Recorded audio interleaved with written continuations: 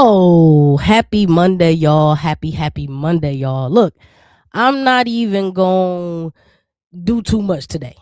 Listen, let's get right into it. South Carolina did not lose, they got embarrassed. And guess what? For the second year in a row at that. Now, how many times did I come right on this stage, right on this show, right here on her core, her rules, and say no team is safe? I guess I can count on my. How many times did I shout, if the stars don't align, your favorite team won't survive? That's a bar. At the end of the day, y'all, March Madness, and we know Final Four and the championship game is about who shows up. Listen, it's about the big dance. And you can have the best game plan as a team, but many times in the game of basketball, like it comes down to the 1v1. It comes down to individual matchups. It comes down to individual players and who steps up.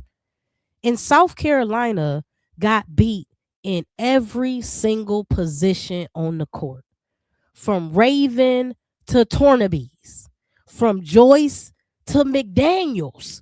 We got whooped. So my question to y'all is, y'all smart. What really happened? No, what the really happened for real, for real? And how did my South Carolina Gamecocks get ran off the court like that 2 years in a row? Y'all, get in the chat right now early, man. I appreciate you. Shout out to Shamika. Always early, always on time, man. Shout out to Shamika, man. Listen, I need answers right now. What went wrong? Was it coaching? Was it effort?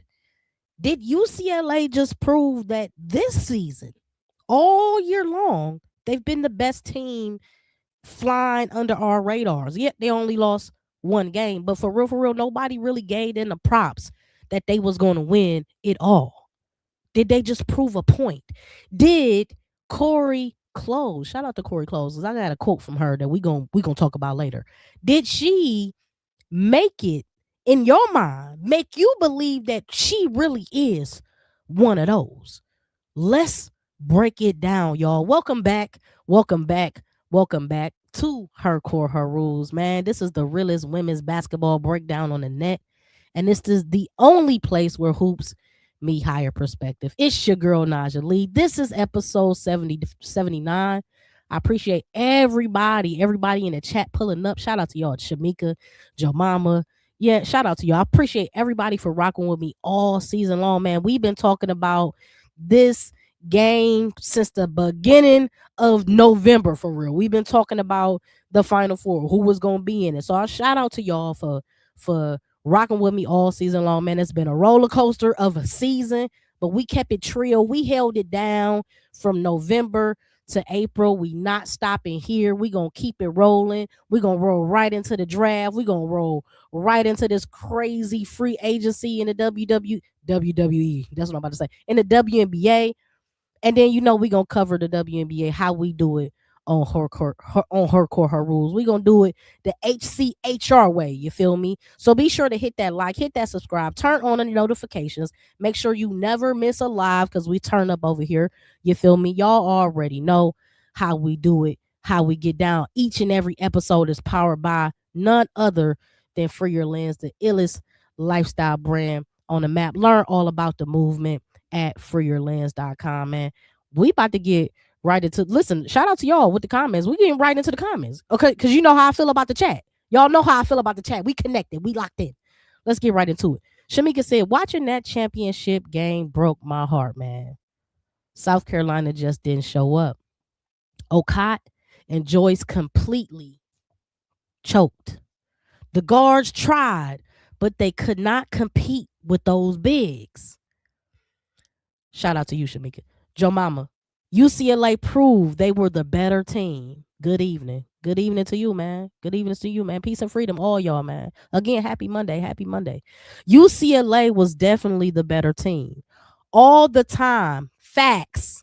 This whole time, y'all, UCLA has been the best team this season. Now, y'all know I'm a South Carolina Gamecocks fan through and through, and Dawn we trust. And so my love for Dawn, I can never root against her, right?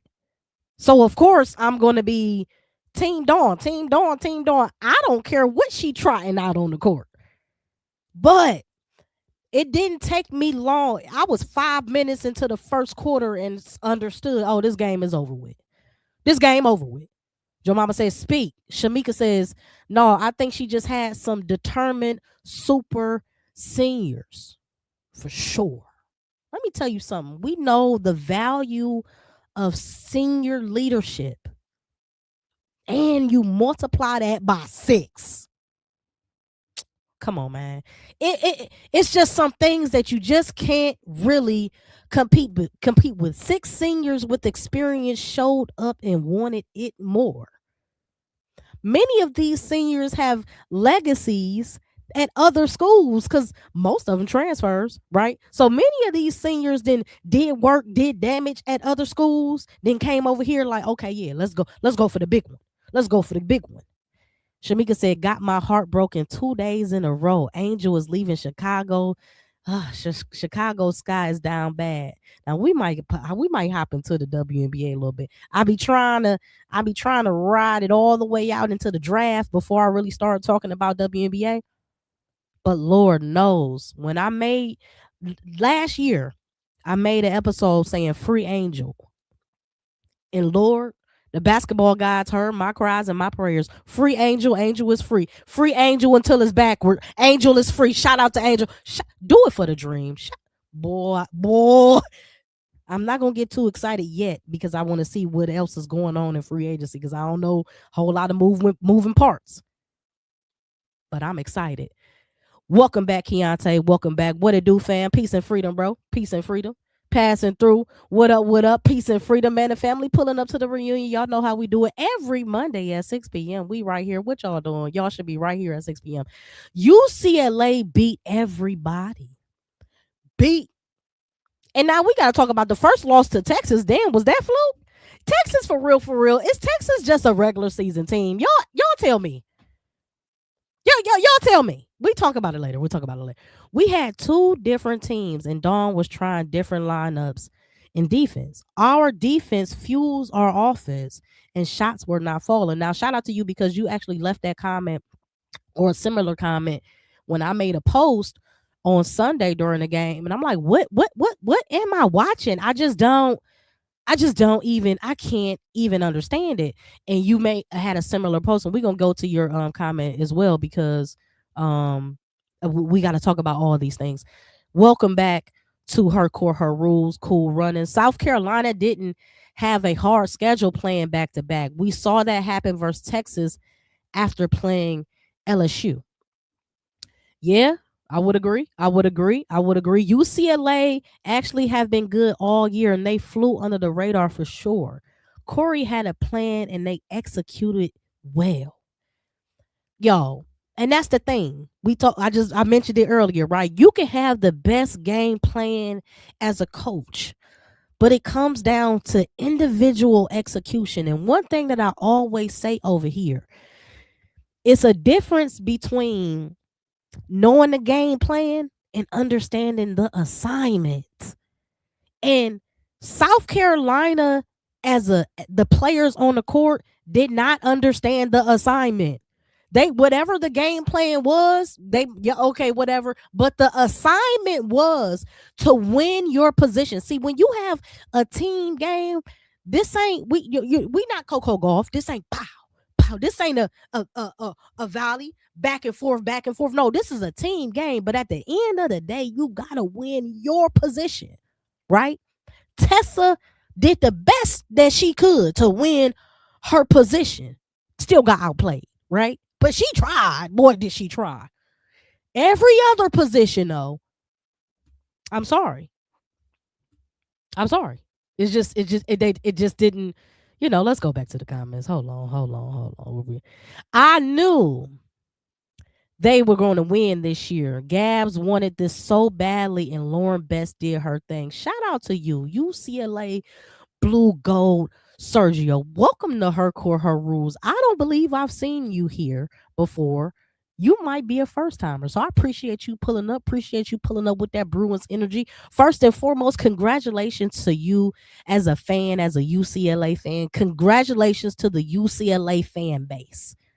Well deserved. Listen, I was watching the game and all. If I knew a personal UCLA fan in my real life, I would have just, hey, meet me at the Starbucks. I gotta shake your hand, dog. Come on, because I sat back. I wasn't even. This was the first game that I wasn't even screaming. I wasn't hollering. Now, granted, I'm still trying to fight off my little. So I'm still trying to fight to get my little nasal back. You know what I mean? But I was just like, they got it. They got it. It's nothing you can do when the team just got it and y'all don't. Yeah. All you can say is, dog, you just, I mean, it is what it is.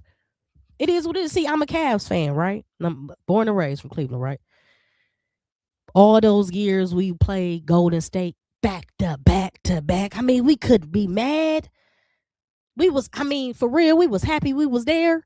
But like, they got Steph, they got Clay, they got Dre, then they went and got KD. It's like y'all did that. You did your big one.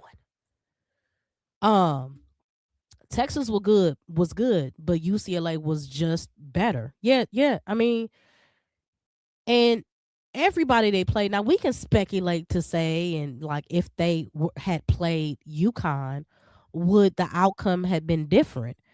However, I think going back to the comment earlier, right? There were 6 seniors. Joe Mama, shout out to you. 6 seniors with experience showed up and they just wanted it more. You know what I mean? They all understood the assignment. They all were saying like, get rich or die trying. Shout out to 50 Cent part ways. You know, I'll leave my comments about him alone. But look, it's like win the game or die trying. And when you refuse to lose, you're not going to lose. I refuse to lose. Right? I just refuse. Lose yourself in the music the moment you own it. You better never. It's you. Hey, look, you only got one mic. What you gonna do with it? You gonna rip it or you gonna drop it? What you gonna do? And I'm trying to tell y'all, they were not. Oh my God! It was actually beautiful basketball to watch on their end. It was awful basketball if you was a South Carolina fan. Awful. Okay, awful. Get into the comments. Hold on. I don't think UCLA was a better team and destined to win. I think Dawn Clipboard got exposed. She is like a great football coach who needs to hire an offensive genius because they are weak there. Boy, fist bump. Y'all remember I said in that Texas game, right? Everybody, not everybody, but a couple people was in my comments like, oh, no, Naj, I think you might be overreacting. That SEC championship game with Texas, I said, exposed a weakness, a critical one. And this is not the time you want to have an expose on your clipboard. This ain't the time. We talked about it. What does it take to beat UConn? The same keys to win that I put down to beat UConn. Disrupt their flow, right? Take them out of their comfort zone. Make the secondary players become decision makers. Take away what they do best. They are a system-oriented team, not 1v1. When they crack the system, chink in your armor, then you as a 1v1 player got to show up. And let me tell you something. They got one 1v1 player on that South Carolina team, and that's Tessa. And the one player that they could have utilized in that moment was Tanaya, and she was not utilized. We'll talk about it later. Hold on, let me get to these comments. Them 18 quad wins prepared them. Absolutely. See, when you have to play the best and beat the best, it's hard to lose. You learn every single time. All them close games, all them blowouts, playing tough competition, the difference is between UConn and UCLA. UCLA been playing competition all season long. These are not just empty stats, empty blowouts. These are legitimate wins against prominent teams, legitimate wins against potential Elite Eights, potential Final Four teams. They're beating them. On top of they just handling business with the lower class in the Big Ten, they handling business. Out of conference, they handling business. But when they had to step up to play and show out, they did that. Shout out to UCLA, man. I can't say nothing bad. All I can say is congratulations, dog. Well earned. Well earned. What LeBron say? Nothing given, everything earned. And they earned that. Welcome back, Miss D. Welcome back. Welcome back to the chat. Welcome back to Her Core, Her Rules, man. Keontae says, Vic be too much with the antics and talking and taking off his jacket and so forth. Good coach, but he's not top tier. Championship coach tier, Brenda, Dawn, Gino, Kim, now Cori. Only active champion coaches. Man. Look, the way the cookie was crumbling during the Elite Eight, it started to make me think UCLA just might be able to do this thing. However, right, because I'm a Gamecocks fan, I didn't want to just say that. But I told y'all I built 2 brackets. I built one here on Her Core, Her Rules, where we all kind of voted on who was going to win, da-da-da-da-da. And I built my own personal Naj's bracket, right? In my Naj's bracket, I had South Carolina and UCLA in the championship game. However, the outcome was different. But I'm not mad at the outcome. I tell you that on my mama, on my hood. I'm not mad at the outcome. Chicago Chica, welcome back to Her Core, Her Rules. Why is the Lady Gamecocks constantly being blown out in title games on national television? See, it ain't just the loss. See, the loss don't bother me. It's the method in your madness. You're getting smoked, right? You're getting smoked, but some of the weaknesses and the flaws, because again, in Dawn we trust, but she not perfect. Some of the flaws in her coaching that I've seen in that Texas game started to expose it. I said she don't make adjustments quickly enough as it relates to scoring. Defensively, her mind is locked in. And that's why the team thrives off defense and scoring off defense, which is why somebody like Raven and Joyce have been able to thrive in this system. Somebody like Okot has been able to thrive in this system. But when you just got to go out there and score with somebody, sometimes it ain't going to be an opportunity for you to stop them because they're scoring, right? Listen, again, I'm a Cavs fan. Cavs fan this year, we suck on defense. When I say trash, I mean Trinidad dash. Trinidad dash. Okay? Trash. However, what the Cavs understand, they know we're going to have to blow everybody out. We're going to have to win by 1 on every game because defense ain't our calling card. But offense can get us over the hump. We believe that we can score with anybody in the league. Sometimes you ain't gonna be able to score. You're not gonna be able to stop them J brothers over there in Boston. How you gonna stop Jaylen Brown and Jason Tatum when one giving you a triple double and one giving you a double double, a 30 and 10? How you gonna? No, you're gonna have to just go ahead, put the ball in the basket. When your clipboard is so short, and the only thing you know how to do, and let's start talking about what went wrong right now. Shout out to y'all. Welcome to Her Core, Her Rules. Make sure y'all hit that like. Man, hit that subscribe if y'all new here for sure. Hit that like, man. Make sure y'all let the people know where we at. This is the realest conversation in women's basketball right here every Monday at 6 p.m. When your offensive clipboard got one option, and your one option is on ball pick and roll. Boy, I swear for a slice of cheese. I was sitting there. I'm like, I gotta distract myself. So I'm retwisting my hair. I'm like, okay, because I'm getting the anxious anxiety nerves. Let me go ahead and start retwisting. Okay, let me do something with my hands. And I said, boy, I'm about to jump through the screen on Dawn because I'm like, if you don't get the ball out of Raven Johnson's hand, okay, why would you? Naj, why would you say get the ball out of Raven Johnson's hand? Because she ain't no threat coming off that pick. She's not no threat. She's looking for an outlet pass. She's looking for a collapse and a kick. She's looking for a lob. She's looking for the post up of Joyce. She's looking for a dump pass and Okot. She's not no threat. What you need, this is what you would, Naj, you was the coach. What you gonna do? First and foremost, I'm making Tanaya Lasson my point guard today. Tanaya, you the point. You know why? Because she has a quick enough handle, quick enough mobile mobility, right? She's agile. She can get around that screen. She can step back, hit the shot. She can quickly get to the basket. She got the Euro. But she needs space to create. And all season long, Dawn has tried to make her a 3-and-D type of player. Tried to like put her on a wing. And when they are trying to double Joyce, oh, there's a kick out, there's an outlet, you have a opening shot, you can step into it. No.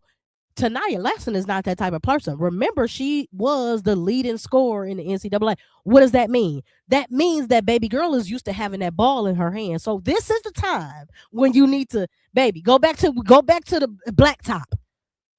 Go back to you playing 33. Anybody play 33? I know y'all used to hoop. I know y'all still play pick up basketball. You play 33.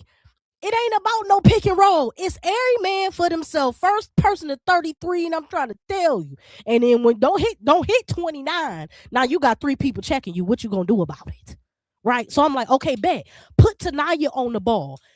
Early sub. First and foremost, they never did play tournaments enough. I'm talking about all tournament. I'm looking like, why would you go and get her early to not play her? She's 6'6" and she can shoot.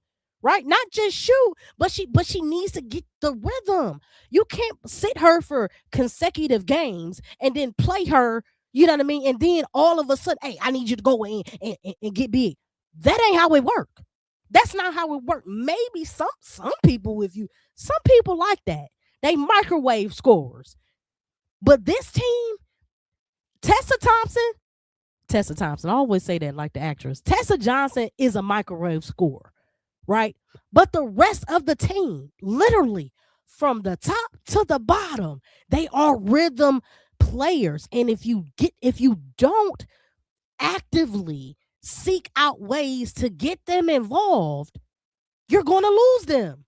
They're going to get too far in their heads. They're going to be thinking too much. And basketball is not about thought. It's about flow. You have to practice so hard. You have to rehearse so hard. So then when the moment starts, you're not thinking anymore. You're in flow. You just, when you see it, you react. When you do it, you respect. No, we thinking, and you saw them on the court thinking, oh, what do I do? Oh, they're switching everything. What do I do? Well, how about this? They want to switch everything. We need to start running more screens. So get the switch you want then. Since they switching everything, move the ball, but not just the one person, because the ball is sticking. Raven just trying to look for the screen, just trying to look. Oh, she ain't got it. She'll dribble back out. Okay, now you set the screen. Now, instead of it, Joyce, okay, Okot, you set the screen. So then Okot set the screen. Then Okot rolled off the screen. She in the mid-range, right? But Okot too shook to take the shot, right? But she'll take the 3, though, but won't take the mid-range, right? We're going to look at the shot charts in a minute. Hold on. Let me get to these comments. I'm going to get a little drink of water anyway, because I'm getting turned up. UCLA got good to open looks on most of their possessions due to offensive schemes and game plans. South Carolina players had to fight for a clean look on most possessions because Dawn didn't scheme them open. And you know what the scheme is for real? Motion. When you make the defense move, the defense eventually gets lost. Eventually, there's going to be some space. And let me push back a little bit on that passing through. Shout out to you. Because there were moments when, again, this is a 5-on-5 game, but this is a 1v1 sport at the end of the day. There were moments when Neepkins and Kiki, they just got off on them. Neepkins out here hitting them with the body, then hitting them with the fadeaway one leg. That's not a scheme. That's Neepkin's understanding the assignment. I'm going to beat my man because in her mind, you can't check me. And if you don't have that level of confidence walking out on the court, especially as a senior, but walking out on the court on championship day, if you're walking out with the wobble knees on a championship day, this ain't for you. And multiple times we've seen Joyce Edwards fold. We've seen Okot fold, right? If this ain't the moment that make you want to really play like you've been waiting for this moment. Because if you're not thinking about championship game all year long, this is Dawn Staley's South Carolina Gamecocks. So if your mind in November, if your mind in training camp when you commit to the school, if your mind at that point is not championship day, because it's Final Four or bust for Dawn Staley, right? Every year her expectation is Final Four, if not championship game. So leading up to those months, we talking about months before. If you not still rehearsing like you at the driveway back when you was a kid, oh, Kobe, if I get this moment, I'm gonna hit him with this. If you're not in your mind going through those moments in your mind, like, dog, you gotta have the confidence mentally. This is a mental game. If nothing else, sports is all mental. They say when you trying to lose weight, it's 80% diet, right? 20% exercise. When you're great, it's 80% mental, right? We see players that got that strap. You in the gym with them, right? You could be shooting with them, working out. If they take 20 shots, they gonna make 15. Oh, they got that strap. Okay, now it's a game. I'm 10 seconds down. I'm in your face. We saw UCLA on our people body, hands, jerseys. They played a clean game, so I ain't saying this, but they were scrappy. And so now when the energy is met, just like how UConn blew up and exploded because they couldn't take the pressure, couldn't take the heat in the kitchen, right? It all happened in, one game, one day, the same thing happened to us. The same thing we did to UConn, they did to us. Well, let me get to these comments. Why is the you already said that. Hold on, you already said that too, I think. My goodness, South Carolina don't have a problem getting to the championship, but ever since the undefeated season, I'm not sure what the sentiment is in the Natty. So let's talk about it. To me, on-court leadership is the difference, right? Before, Dawn has had the luxury, excuse me,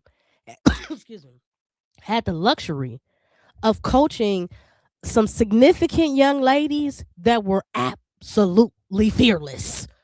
Absolutely, right? You see the fearlessness on the next level in the WNBA, right? Alicia Gray, Asia, right? We see who we talking about? Tahina Pow, Aaliyah Boston. We talking about players. Tahina Pow, fresh rookie year in Atlanta, didn't give one, right? She came in for Jordan Canada, right? Jordan Canada missed the first 7-8 games. Tahina Pow, she ain't miss a step. She said, rookie who? First year who? This is basketball. I don't care what level. I know basketball. AB, we saw what she did her freshman year. I mean, her rookie year in Indiana. Rookie who? Rookie of the year. That's who. We saw with Asia. We saw with Alicia Gray. I mean, Alicia Gray was in the MVP conversation last season. Talk to me, somebody. What? Can y'all foresee, just non-biasedly, okay? I took my Gamecocks fan hat off. When we just look at the personnel on the court. There's not one player outside of Tessa, right? Because she was from the tip-off, she was playing like, hey, who checking me? I don't give a damn about what they doing. Who checking me? But the rest of them was like, I need help. Hey, somebody help me. Everybody was shook. You can't be Mob Deep shook ones out here. Not at the championship game. Okay? Now, one thing I would say, like sidebar, at least shout out to Madison Booker, right? Madison Booker missed. I thought Madison Booker changed careers and maybe she wanted to become a carpenter because she threw up so many bricks in that game. 3 for 23. My goodness. But let me tell you something. Shook ones don't take 23 shots. Shook ones don't keep shooting the ball. Shout out to Kobe, my GOAT. Okay? You miss 100% of the shots you do not take. Period. And the moment you stop shooting, that's when you tell me you done checked out. Oh, you already know my jumper broke today. I'm out. Now, granted, she could have passed the ball a whole lot of those times. Okay. But the fact is, she never stopped shooting because she always believed this shot going down, this shot going down, this shot going down. Why? They giving me this shot. Oh, this is my shot. This is my butter. This I ain't forcing it. This is my these are the shots I normally take. I'm watching the game and I'm like, we just don't have it. We don't have nobody. We don't have nobody that believe that. Hold on.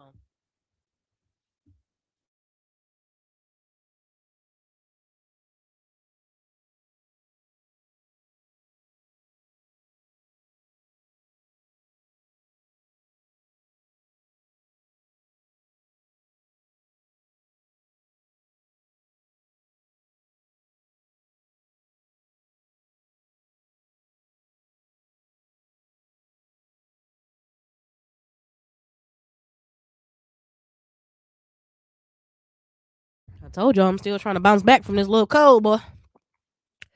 Hold on. That was a bad showing for women's basketball. Shout out to Cool Runners.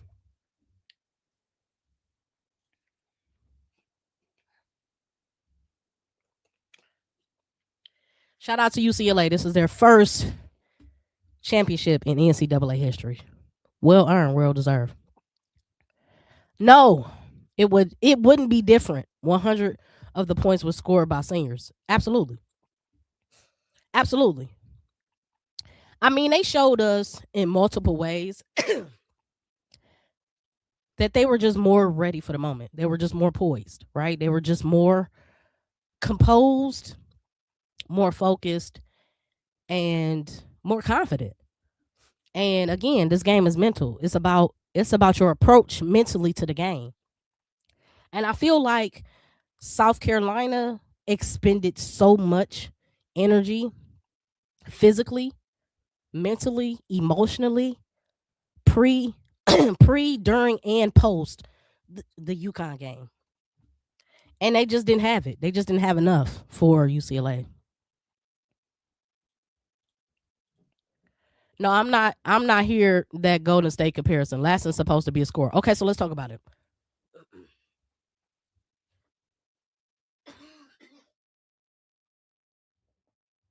Okay, so Lassen was the number one scorer, right? At Florida State. Transfers over here, and she starts the season, and she's averaging roughly about 17 points a game. I'm doing a mock draft, so I'm reviewing her stats. And those 17 points went down to 14 points.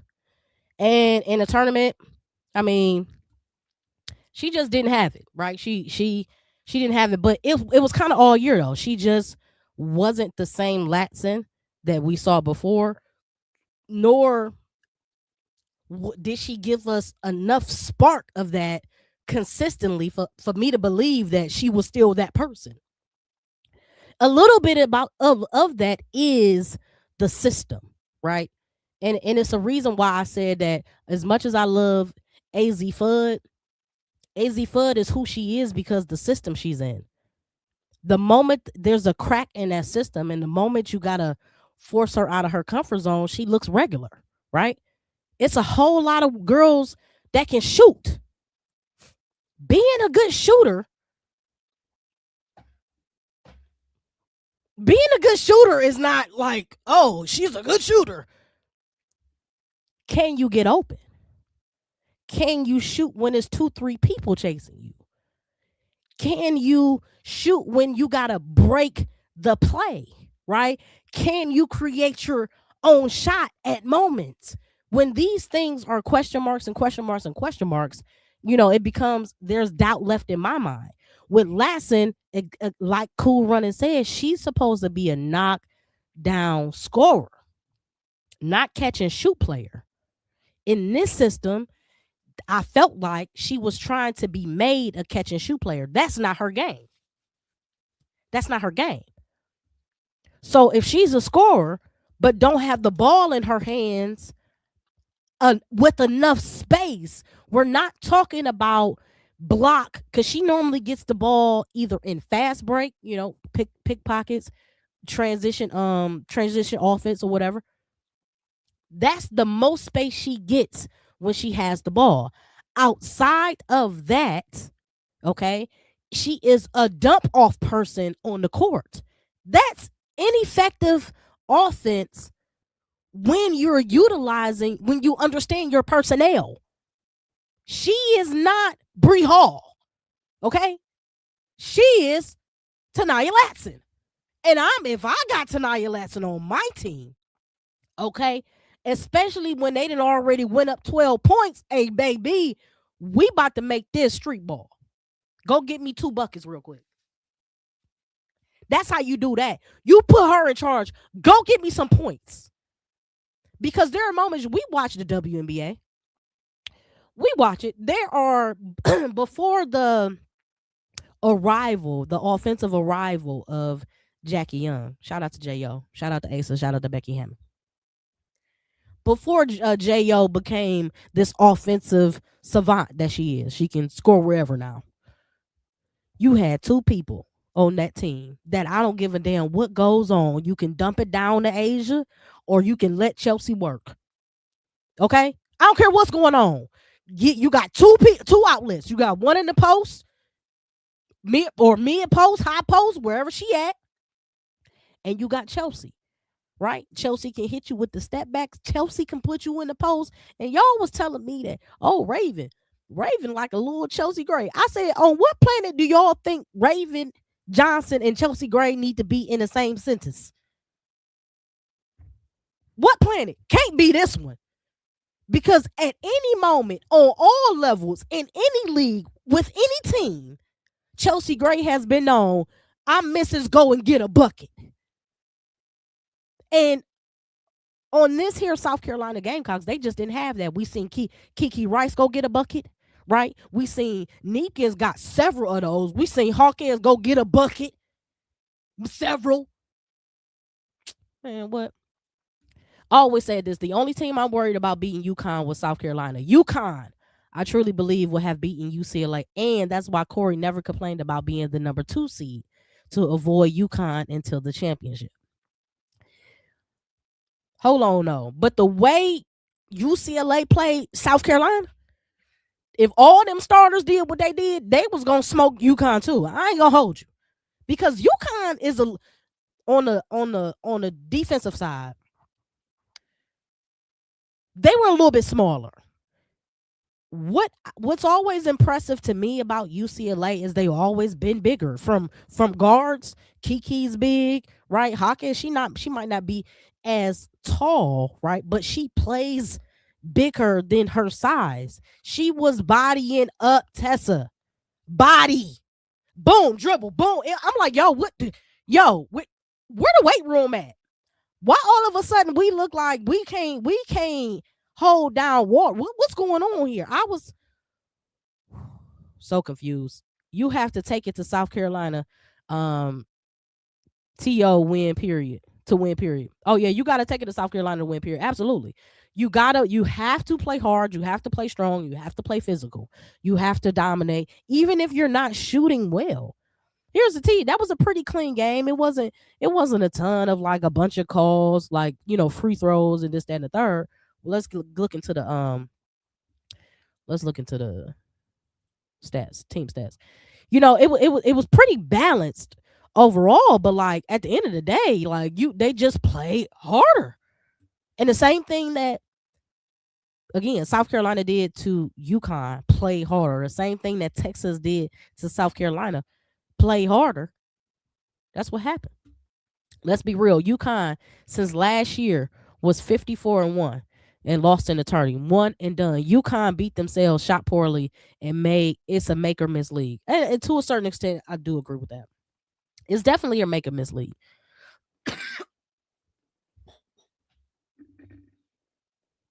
It's definitely a make or miss league. Hey, you called it on them beating UConn, but yeah, the UCLA game was shaking my head. South Carolina came for UConn, but UCLA came for a championship, and it showed. Underline that. Underline that. South Carolina came for UConn, which I think was their own championship.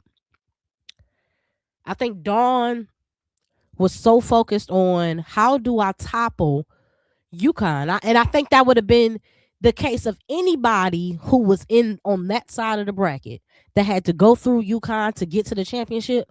Your whole mind is going to be wrapped around how in the world do I not only dethrone UConn, they're undefeated, right?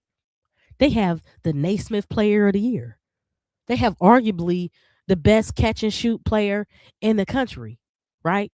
How do I dethrone them on top of Gino, on top of all of that? So when your whole psychology is around dethroning them, you can't compartmentalize and say, okay, dethrone it, but okay, so if we get through them, then you got to put all your energy here. And I feel like they did that. And then the aftermath of the UConn South Carolina game with Gino acting like a goofy, you feel me? And it just the I feel like the aftermath was draining, right? And then you have Twitter going crazy. Everybody got they think pieces, and shout out to everybody who made, video about what Gino said and all what he did and his behavior. Shout out to y'all because y'all help y'all helped expose or shine more light on poor character, right? That was a character flaw. His mask, failed. The veil was removed. Gino, I see you, baby. I see you. Okay. You can't tell me that was on accident. Okay. Now all of a sudden, y'all ask me this. Answer me this. Are y'all on y'all algorithms? Are y'all now all of a sudden seeing Gino and Pat Summit with a long time beef? I'm seeing videos come up and this, that. I'm talking about videos that were made years ago. And now I'm seeing all of a sudden. I say, damn, I didn't even know they was beefing like that. Like, I just be into the basketball. I don't be into the BS. But you couldn't ignore what you saw. So it just makes me think like, if UCLA was on the other side and UCLA applied that same pressure, would the outcome been the same as far as the antics and all of that? Or, you know what I mean? Like, it's just so much that was in my mind, but I digress. I'm just excited in the outcome that was had, right? I'm excited for UCLA. I'm excited for y'all's fan base. I'm excited for Cori Close and now her future as being a championship winning coach. Like it's all great for the sport. It's absolutely great for UCLA, but it's great for women's basketball because you know what? We got another player at the table. We got another player at the table. Who don't want more players at the table? I'm tired of looking across from the table and only seeing Gino and seeing Kim. I need to see some more killers. And the way Cori Close coached that game, I said, oh, hold on. I need to buy her coffee. Because she earned my respect on that one. UCLA, thank you for congratulating us. Absolutely. Well earned, well deserved. UCLA is a bad matchup for South Carolina. And guess what? In every position, they are a bad matchup. Every position, they are a bad matchup. Now, Raven played great defense, but one thing about Raven is that her tenacity on defense can be used against her because she can be a little bit too suffocating with her defense, which then happens and gets her in foul trouble, or just silly fouls. Those silly fouls, it slows momentum. It changes the pace of the game. It then internalize the foul. You know what I mean? I'm a point guard.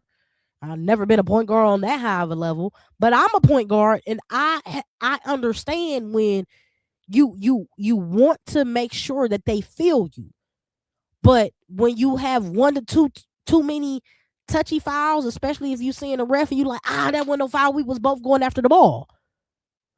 But guess what? Your body hit him, right? So that tenacity, yes, that's amazing.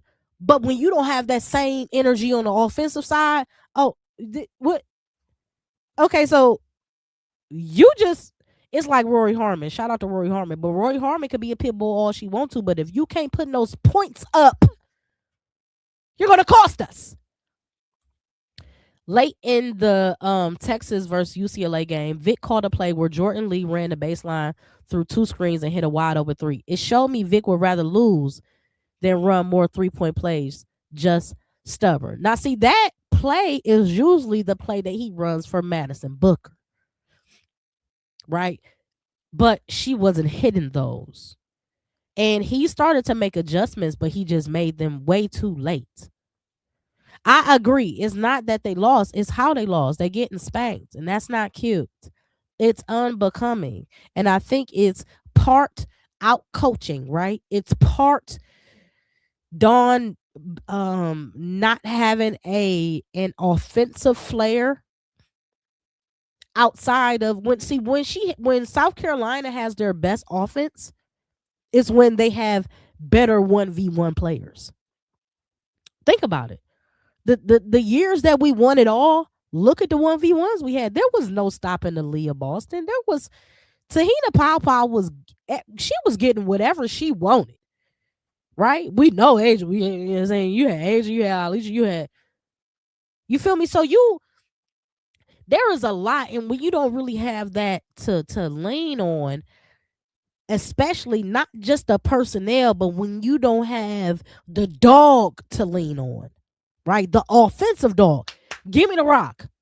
I got it. Or at least, shout out to Michaela Blakes, I'm at least going to get to the line. At least. There were so many moments between Joyce Edwards and Medina Okai, and I'm like, if you just drop step strong though, right? Not drops. See, Joyce liked to drop step, but then she still want to keep her pivot. So shout out to that. But she don't completely reverse. She just want to half and then come back to the other half and try to do a little fade. That little fade one hand BS. What is that? And then if you're in the paint, any shot in the paint, I don't care if it's face up to the basket or if it's angled to the basket. Any shot in the paint should be off the glass. Have y'all not watched tape of bigs? The glass is your best. It's your best friend. Stop trying to do the cute. It's not going to work. You got to become besties with the glass, bro. What are we doing?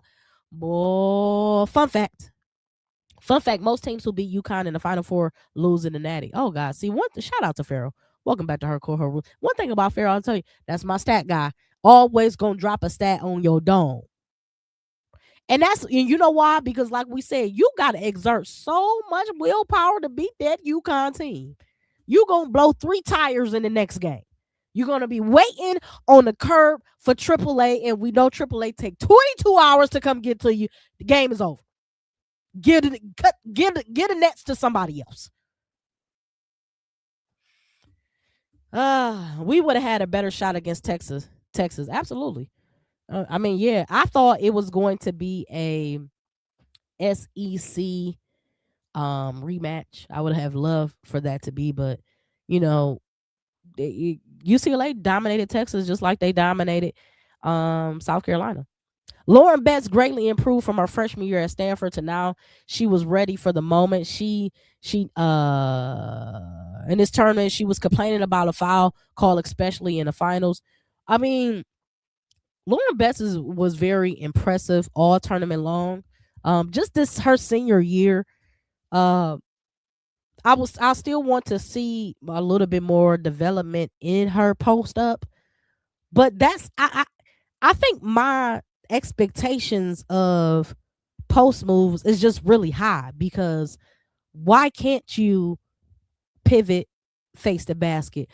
Why can't you feel your your defender and then decide what you want to do. Why can't you, like why? You know what I mean? I feel like that's gonna happen on the next level.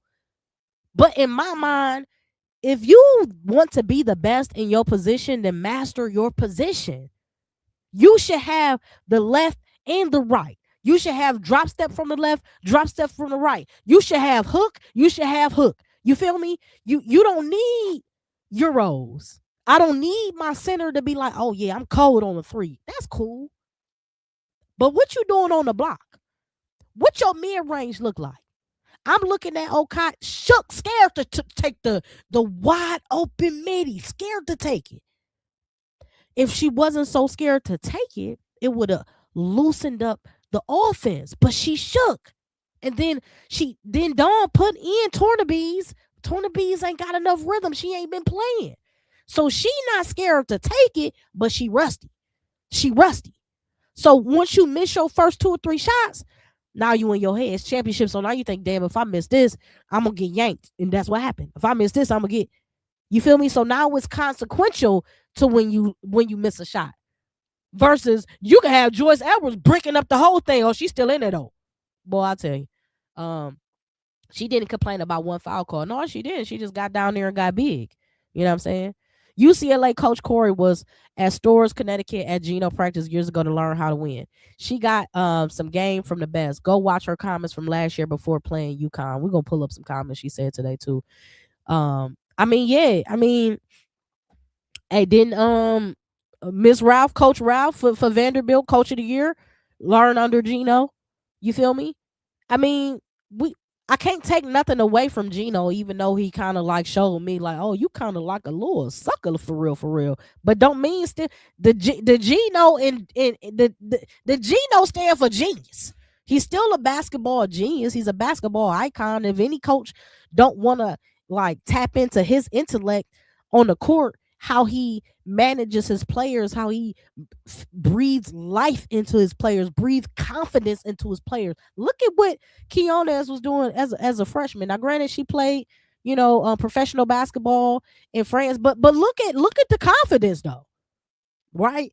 I wish that Tornabees had that same level of confidence. It's hard to have it when you ain't getting no tick for real. Shout out to Ms. D. Yes, tonight should have been at the point. Why wasn't she though? She is the best ball handler on that court, especially ball handler / scorer. Why wasn't she running the point?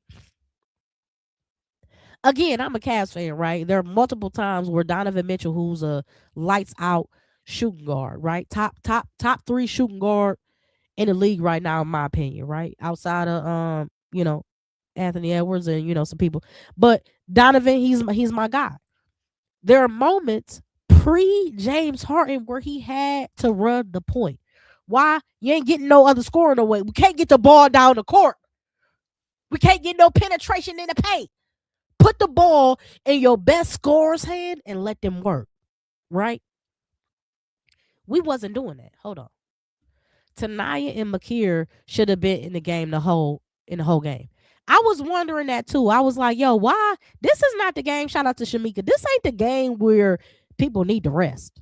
Like, this ain't you leave it all on the court. Don't you want to win? If I want to win, I don't need no timeout.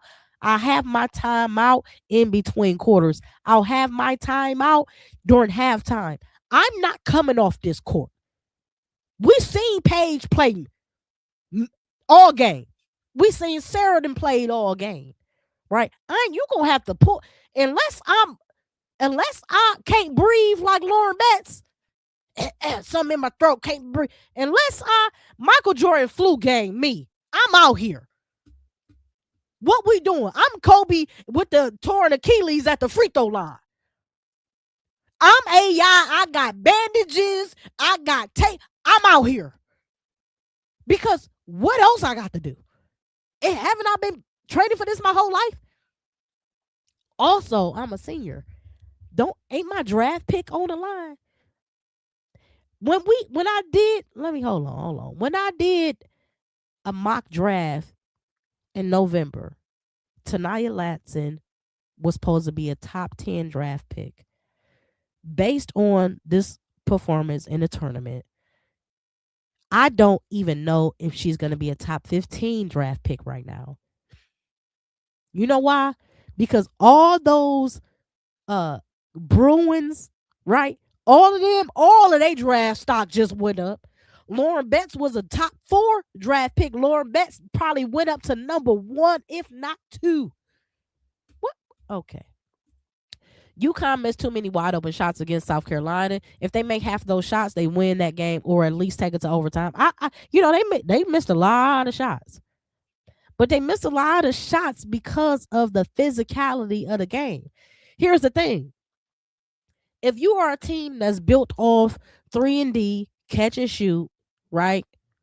They're going to double Sarah, they're going to try to double AZ, and you used to getting your looks clean, especially in the Big East. Clean looks. It look different now when everybody running at you now. Ain't nothing clean now. I'm on you. When somebody on you, you gotta get them off you. I mean, it sounds regular, it sounds basic, but that's what it is. If they on you, you gotta get them off you. First and foremost, how you get them? I ain't seen one time in that game. I ain't seen one time somebody hit somebody with a jab step. We talking about basic stuff. Get off me. Hi, swing, rip through, shoot it, get the foul, right? This is you filling the game out. Oh, you want me like that? Okay, I'm coming up. Oh, I'm one dribble. I'm pulling up. Oh yeah, we going to the line, baby. I'm gonna make you get up off me. Trust me, because I'm either gonna put you on a bench because you didn't call it quick too, right? Or I'm gonna make you play honest. Oh, I see what she doing. Hold on. I'm okay. Hold on. You know, that's when you doing this. Hold on. Like Raven like to be on you. She like to be on you like me, like I'm on this mic. She like to be on you like that. Okay, you want to do that? Oh, rip through, body in, lean in. Okay, step back. Okay, that step back Kiki Rice did at the end of that first quarter. I said, step back 3. She lucky she ain't me, because I would have been talking hellish. Fucking can't check me. What y'all do? Bring somebody else out here. That's me, because that's what I like to do. Oh yeah, you let me get that off. Oh, I'm smoking your boots for the rest of the game. You let me get the step back 3 off. Oh, it's over with. Don't let me get that off. Come on now. Hold on. And he said, and South Carolina wasn't about to lose to UConn. And I see that's what I think it was. I believe that they said, oh, we are not losing to UConn. Never did they think they could lose to UCLA though. And remember I said when South Carolina was playing Oklahoma, I said it's not that I think they can lose to Oklahoma. It's not that I think that they will lose to Oklahoma. I think that they can lose to Oklahoma.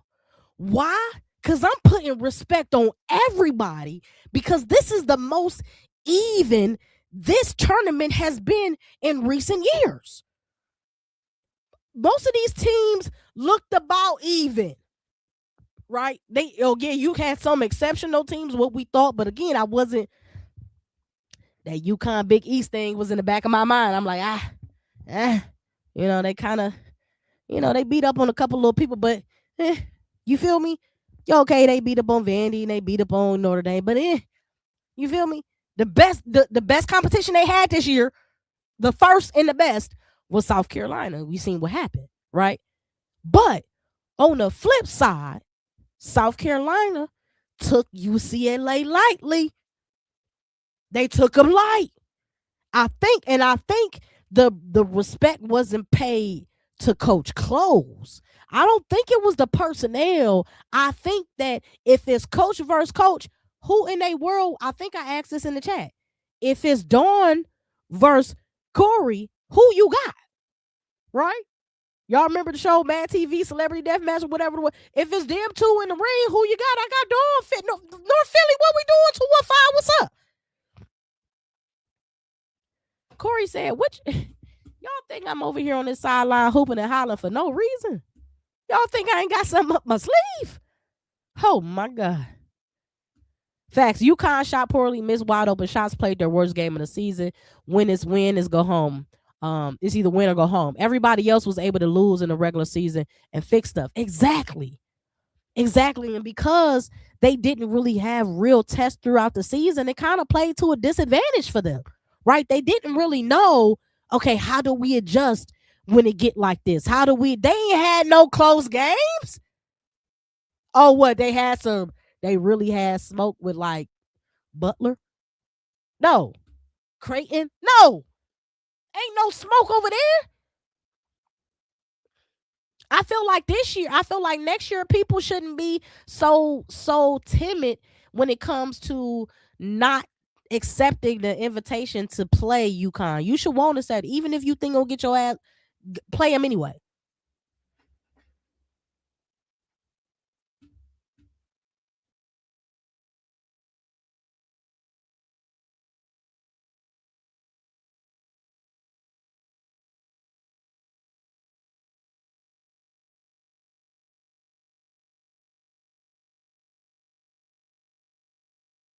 Play them anyway, because at the end of the day, you learn from your L's. And when you don't take none or don't even come close to taking none, or don't even play a competition that you think, oh, they might could do something. It's hard to learn from that. How you learn? What you learning from if you getting 100% on every test? You need one of them tests to give you a B minus and be like, oh, I know I ain't missed 5. Hold on, let me go back to the study guide. You feel me? And it just wasn't. I don't know. IDK. Let me get back to y'all comments. I appreciate everybody in the live chat. Y'all know how I feel about the live chat, man. Y'all are my co-hosts, man. Y'all make this show live. Y'all make it lit. So I appreciate y'all. Hold on. Okot, same size as Betts. Betts made Okot look like she was 5'6". Betts had Okot scared to get in the paint.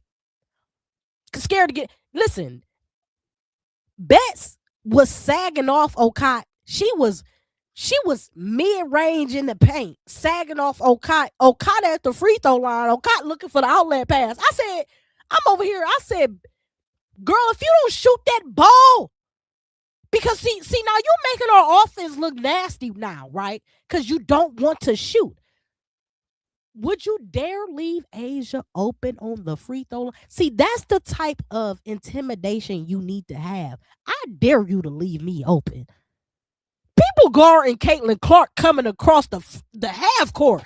Because why? I dare you to leave her open. I dare you to leave Asia open. Even now, BG is an OG. I dare you to leave her open. She's taking that shot all day long. You're not. Hello? Why? Because I'm confident in my shot. Even if I miss it, I'm still confident in my shot. Bree Jones, you leaving her open mid-range? Absolutely not. We can go down the line of bigs. Tina Thompson, are you leaving? NECA. What the what's my girl from the Bahamas who was the first Bahamian from who won the MVP? Jaquez Jones. You leaving her open? First of all, you ain't leaving Jaquez open nowhere on the court. 3-point line, better run your butt out there. Free throw? You scared to take the free? Oh God. I wanted to pull 2 locks out, but I won't do it because it's my here. UCLA is identical to UConn offense. What's the difference? UCLA hit all their shots. UConn damn near misses all their shots. Open ones too. UConn was definitely missing some uncharacteristic shots. I will say that, right? I will say that. Okay, I think defense had to play to play in that. They definitely missed a lot of shots. Meanwhile, Jaquez getting old boards like she a power forward. Neepkin's got the one leg turnaround like she Dirk. Old girl, Lauren Betts looking like Robinson down there with the drop step. Boom. Well, I'm an easy layup because I'm bigger than everybody. What is going on around here? Joyce, talk about somebody who looks small. Joyce looked like she was a midget. When she switched off on the guard, she got abused. Whether that was Neepkins, whether that was Ledger Walker, whether that was Hawkins, she got abused on the wing, right? Defending, she got abused on the block. And for the life of me, would y'all riddle me this? Why in the world were the bigs fronting the post? Why are we fronting the post with the biggest center on the court? And Joyce is small. Why are we fronting the post? I need Lauren Betts to prove to me. I'm gonna push her. You got to, if she's trying to get that low post, you got to be aggressive and push her off the block. You can't front the post. She's bigger than you. All she's gonna do is seal. You seal. Every last one of their guards from 1 through 4, all of them have practiced the over-the-top lob pass. Because why? That's what Bess wants to do. She wants that because she wants the easy boom, turn around, drop it, right? Why in the world, Joyce Edwards, Okot, every time down, why are we fronting the post? Especially if you don't have another guard on the back end of Lauren Betts. You only front if you're going to instantly double because you already are sending second help when the pass is in the air. That weak side guard got to already be on their way. Soon as the pass go, whoever you checking, F them. Get down there and help Joyce out. But no, you supposed to be behind her. Push her back. Okay, yeah, let me see what moves you got then. Let me see. I'm in your back. What you gonna do? You got the spin? What you got the fade away? What you got the drop step? What you got the up and under? What you got? We never forced her to prove to us what she got with the ball in her hands back to the basket because we made it easier on her. Now, why in the world Dawn didn't make that adjustment? I don't know. There were defensive adjustments we didn't make. Why we ain't go zone at some point? Just show it. What you got to lose? We lost by 28 points. What you got to lose by showing the zone? They beating us on the dribble. They killing us on the glass. Right? They got the step backs.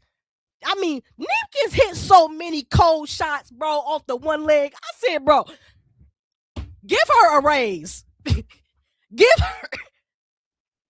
I don't care what you give her. Give her something. She deserves something extra. And then Gabriela Hawkins. Y'all know them Hawkins. Y'all know we seen what her brother did in the damn. That's what they do. My friend was not surprised. I said, that's what they do. I seen her brother get busy. With the long hair, he just flying around the court back in his day. Now, he still play for Miami, and shout out to them. Right? But, come on. Many people would say South Carolina Super Bowl, but was UConn. But the truth was, it was a terrible matchup and was horrible. It wasn't a good matchup. It just wasn't a good matchup. Our bigs are not tough enough to handle Lauren Betts or Sienna Betts. Talk about that. Talk about Sienna Betts came in doing the same thing. Put your... give me that. Latson and Joyce should have been in pick and roll all day long. Cool runners all day long. Only problem with Joyce being in the pick and roll is because when Joyce get the ball, all she want to do is go downhill. I know you are big. And I know you want to be in the paint. But she took one. Let's look at her shot chart. Hold on. Because I looked at her shot chart earlier. And I said, will I be? I am right. Hold on. Let's go back here. Joyce. This is Joyce Edwards shot chart. And this is Lauren Betts shot chart. Joyce took one shot outside the paint. As y'all see, this lonely little shot out there. Right? Obviously, she didn't make it. Y'all know shots that are missed, they are a hollow circle. Okay? One shot out the paint. Not going to cut it. First of all, why don't you have a jump shot yet? I know you're just sophomore. That's cool. But here's the thing. Mid-range should be bread and butter for big. All of this space around here, all this 15, 17 foot, all of this, you should be able to hit all of that. And when you're over here, that's still, you can still hit that off the glass. All of this should be bread and butter. All of this around here, I don't even want to see you out here on this 3-point line. I want to see, y'all know when you do your shooting drills, you start at the block, boom. You know what I'm saying? Hit 5 here, you hit 5 here, you hit 5 here, you hit 5 here. Boom. You go to the free throw line, you hit 5 here. You got to hit the corner first. Then hit the free throw down. Go back around. Boom, boom, boom, boom. Right? And then what do you do now? You step out. You go from that block and then you step out. Boom. Same spots. If you can't hit that wide open shot, because that was a wide open shot, that was a kick out pass. If you can't hit that wide open shot, you got some work to do. That should be bread and butter. UCLA solved the Gamecock riddle before.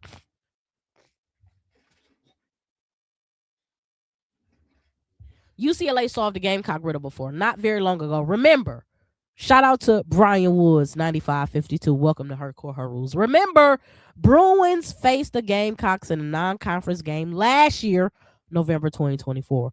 Same result. BTA. No one should be surprised at a blowout. Shout out to you for bringing us back, bringing that memory back. I didn't want to remember that, but shout out to you for making me remember. In that game, the Gamecocks trailed by 21 points at the half, and the final score shows Gamecocks lost by 17. I wish we'd have lost by 17 yesterday. It's sad to wish you would have lost by 17. 28 is terrible. Passing through said I saw the same thing. Shamika said she needs some milk. Like Dawn says, UCLA met the moment. Matter of fact, let me go back to that. So I made a little montage of Dawn and Cori Close. And I think Cori Close said something incredible. She said that talent is our floor. Okay. But character will be our ceiling.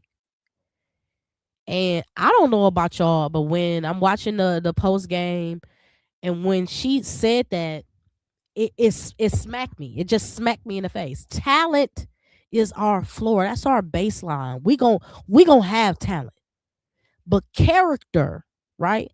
How we pull together as a team, how we trust one another, how we rise above, how we maintain our poise, how we continue to be resilient, how we continue to defeat the odds, how we continue to not even care about what the naysayers are saying, how we understand the assignment, our character, how we show up for one another, how we show up on the court, how we live through this sport on and off the court. That's going to define us, and that's always going to get us over the hump. Let me go to what Dawn said, and then we're gonna wrap into what Cori Close said, because it really just had me speechless. Hold on, let's get to it. Yeah, it kind of felt like the same thing. I thought they just came out and disrupted from a defensive standpoint, and then they pretty much got what they wanted offensively, and then when they did it, they created second chance opportunities, and we just didn't have it today. We tried, but we just didn't have it today. And they were the better team today. So really congratulations to them. I'm glad sometimes you're a part of, women's basketball history, and it's not, favorable to you, but you can see if you're going to lose to a team like UCLA, you want to lose to a team that just really outworked you, out-executed you, made it very difficult for you to perform at a high level. And it was a direct reflection of what they did to us. And for the first time since 1978, UCLA is back on top of the women's basketball world. The Bruins have captured their very first NCAA national championship. To Texas. 21 points, 10 rebounds, and 5 assists in 34 minutes. She is the 5th player all time to have 20 points, 10 rebounds, and 5 assists in a national championship game. We're efforting getting her over here to the set to be able to talk about all that went down for her today as she celebrates with her teammate there, Kiki Rice. Having never played in a national championship game before, where did that come from? It's the prep, it's the work, it's the confidence that we have because of all the work that we do in practice. We came out and we told each other that as long as we stay true to our principles and we do what we do every single day, we're going to be just fine, and that's what we did. Yeah, I'm just so blown away, Coach. Welcome. Congratulations. Congratulations. Thank you. I mean, when you think about it, it's really not what you do, it's how you do it. You all dominated this game. When you think to the basketball part of it, what stands out to you the most about how you were able to get it done? Attention to detail. We always say prep well, play well. And it has been the truth of everywhere, every game this year is that when we have paid attention to detail and prepped better than our opponents, we've delivered. But really it comes down to character, because even though I've annoyed Lauren every day of her life, it's been, we said our talent was going to be our floor, but our character was going to be our ceiling. And it felt so good as a leader to tell them in the locker room before the game, you have championship caliber. Just go rest in that. I mean, well said, Coach. You feel me? Well said. Like, everything comes down to character. Everything comes down to character. It comes down to how you show up, right? Not just for your team, not just, again, understanding the game plan, but how you show up for yourself in these moments, understanding your own personal goals, right? Understanding what you've been practicing for. I ain't been having y'all do this 15 suicides and down the backs for nothing, right? So why are you here?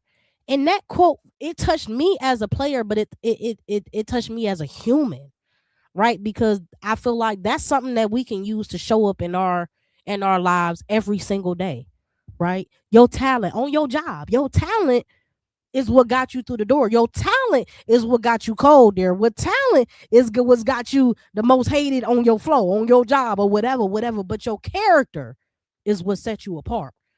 It's a lot of people that's gonna have talent. It's not gonna be a lot of people that are high character individuals. So I mean, I really can't say nothing, negative about what I saw. Let me get back to these comments. Hold on, gotta get caught up. Shout out to Con Game Pro. Welcome to Hardcore Her Rules. The tough as nails South Carolina team was distracted by a Geno handshake. That's a lame excuse. You know what I mean? I can't give it all of that. Like, I can't let them off the hook for that. Like, I think that it did take a lot out of them, but at the end of the day, when you go to sleep and you wake up, baby girl, it's a new day. Everything that happened yesterday, that's over with. Today's price ain't yesterday's price. Today's drama, right? What you eat today, it ain't worried about you tomorrow. Today is a new day, so you gotta show and improve every single day you step out on that court. And even if you are trying to slay Goliath, or you just trying to submit what you think is yours, you gotta win the game. That's one thing that I say. One thing that I will commend UConn. So what, they play in a weaker conference. It ain't like these teams ain't trying to beat them. It ain't like they out there just laying the egg. They got to go out there and win them games, period. You're undefeated. You got to win those games. They're not letting you get them just because you're UConn and people are shook. If anything, you're UConn and people want your head on a stake, right? And I feel like South Carolina, from my perspective, right? Higher perspective. Shout out to y'all.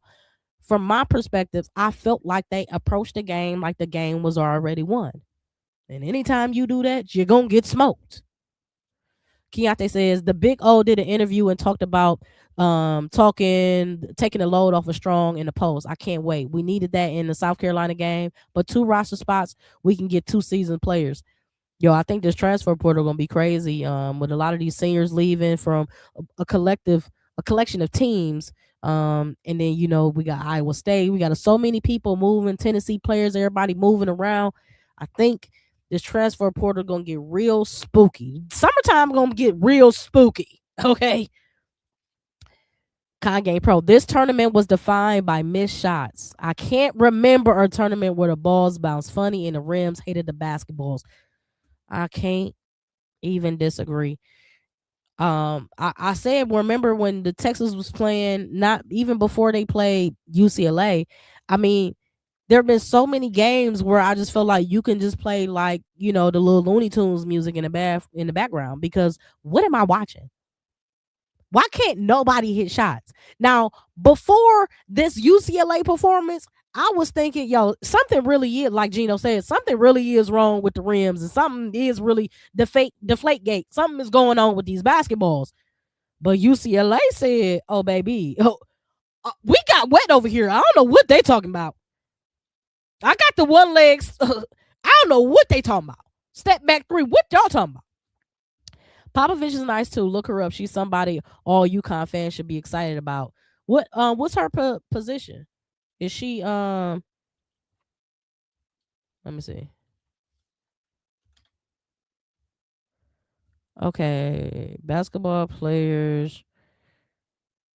Okay, she is 5'7", so she's a guard.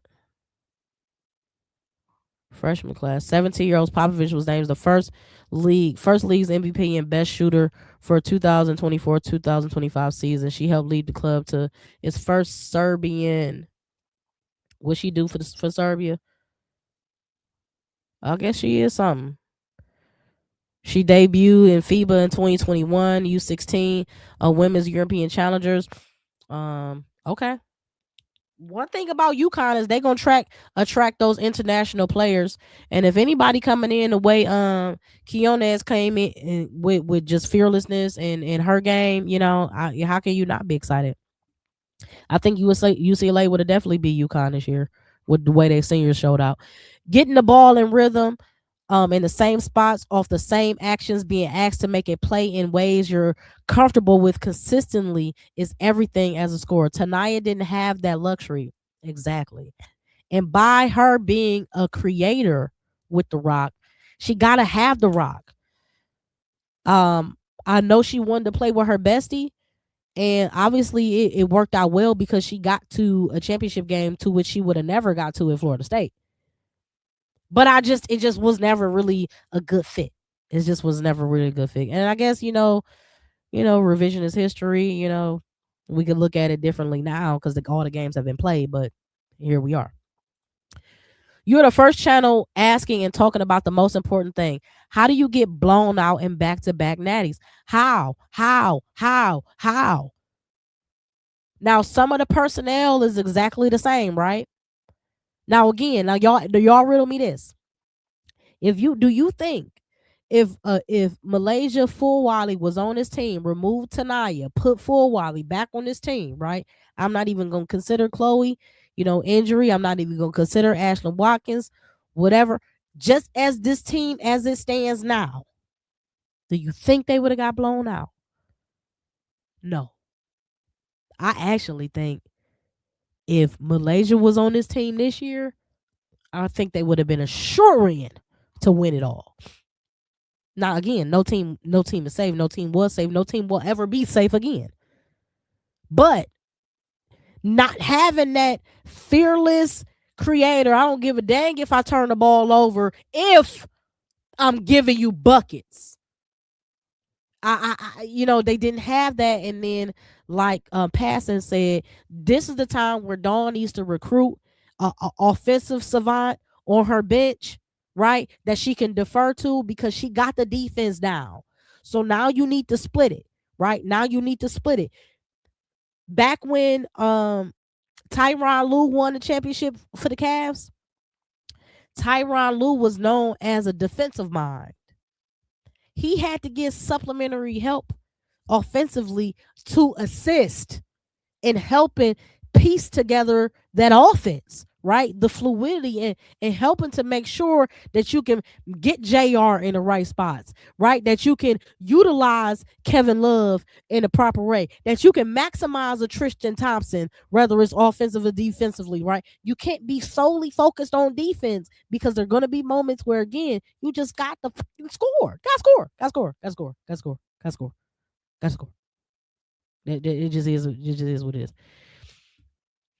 UCLA not beating Gino by 30. Hell no, we might lose, but under 20. Oh yeah, it would have been it would have been way closer if it was UCLA in UConn. I think we would have got the game we've wanted. We wanted a single digit victory in these games. We've been getting blowouts every game at every level in this tournament. This was not a good tournament. Outside of Ashland hitting the last second shot against LSU and a couple plays here and there, it's been 20-point, 17-point blowouts every single game. That's nasty work. That's not what we signed up for as fans. We signed up for competition. Once you get to the Sweet 16, I expect a little bit more competition.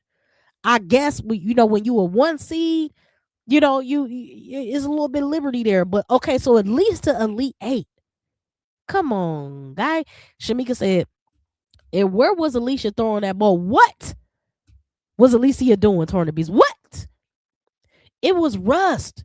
She wasn't, first of all, she a rookie too, right? Now, granted, she played professional in France and all that, but she a rookie too. And because she hasn't been in these moments, right, during none of the tournament, wasn't getting really no tick.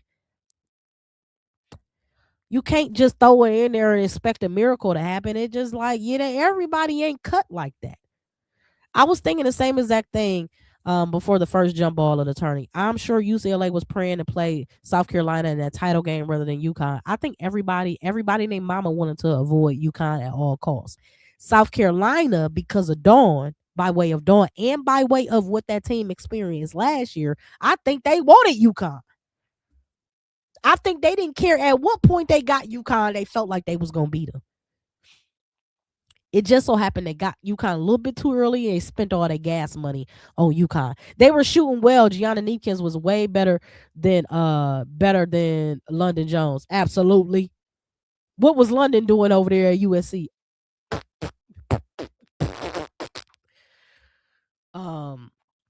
The women need to just as many days between Elite 8 and the Final Four as the men. Yeah, I felt like everything was so fast. I don't like the turnaround time in a tournament, especially when you're going from final to the championship game.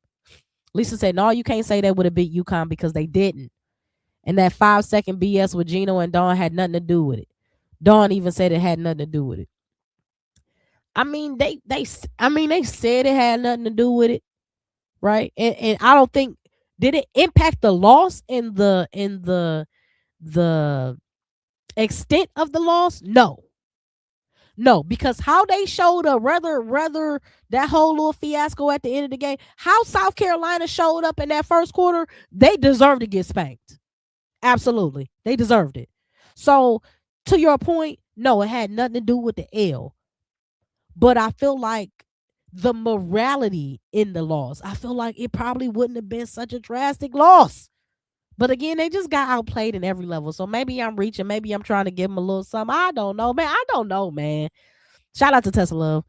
Her core, her rules. Make sure y'all do what she said. Hit that like, hit that share, hit that subscribe, man. Hop into the live chat, bro. We on our road to 1,000 subscribers, man. We do this every Monday. And now since March Madness is over, the schedule changed a little bit. We're going to do this every Monday and Friday at 6 p.m., man. We're going to start covering the draft. They're going to cover all the WNBA's antics, all the free agency, man. But I'm giving the NCAA ladies, paying the homage to them, and got to wrap up the season properly with the draft before I start talking about the WNBA. So shout out to y'all. Shout out to Tessa Love.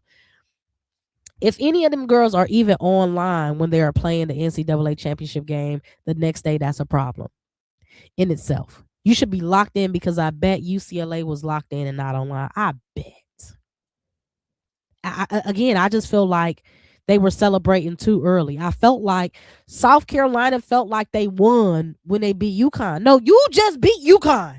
You didn't win a damn thing. You earned the right to win. You didn't win yet. Don't celebrate too early. Dawn said she from the projects of Philly and raised by a single strong mother. She will not be distracted or deterred from the goal at hand. Championship, no excuses. Name and area, because she said 215, baby. She did say that. Absolutely. So, when you when you thorough, you can't. You're not gonna use an outlet like that as a scapegoat. Nobody care. I mean, at the end of the day, nobody care about that. That's light smoke. You feel me? You saw her on the sideline. She said, "I beat Gino." What? Yeah. And I felt it too, because I was on the sideline too. I said, I know Gino ain't coming. Hold on. What we doing? You feel me? Don't get me turned up. I be itching. I ain't from the projects, but I'm from a mother. Okay, I can't tell y'all where I'm from. Y'all been to Google it. Okay, y'all get scared. Y'all might not pull up to the show no more. But I'm friendly. Okay, I'm friendly.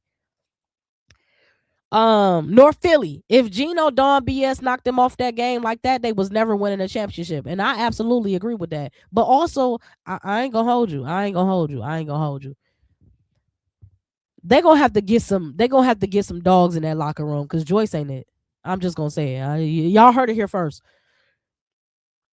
If Joyce is the captain, I'm the captain now. If Joyce Edwards is the captain now for South Carolina, if she is the de facto leader on this team, we know she was the leading scorer, but if she is the de facto leader on this team now, I'm trying to tell y'all, South Carolina ain't gonna win until she get on up out of here.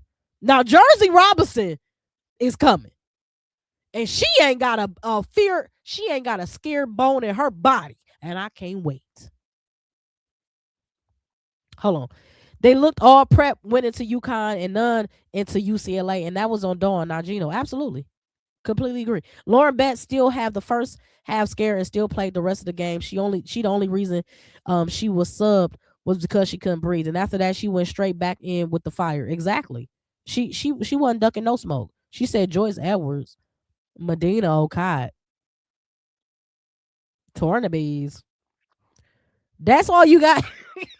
But is that it? That can't be it. Fact, so much energy spent on UConn, we really missed a lot of shots and played poorly and didn't even understand that UCLA is UConn 2.0. UCLA hit their shots. UCLA is UConn 2.0 and bigger, right? Come on, man. And guess what? They have people that can score without being assisted through all 5 positions, right? They have their starters, and then Ledger Walker coming off that bench. They're starters, so they got 6 players that don't need no assist. Douglas, she blocked the ball and looked down like, what the, get that? I said, yeah, why she doing this like that? They just boy, they really made us look like junior varsity.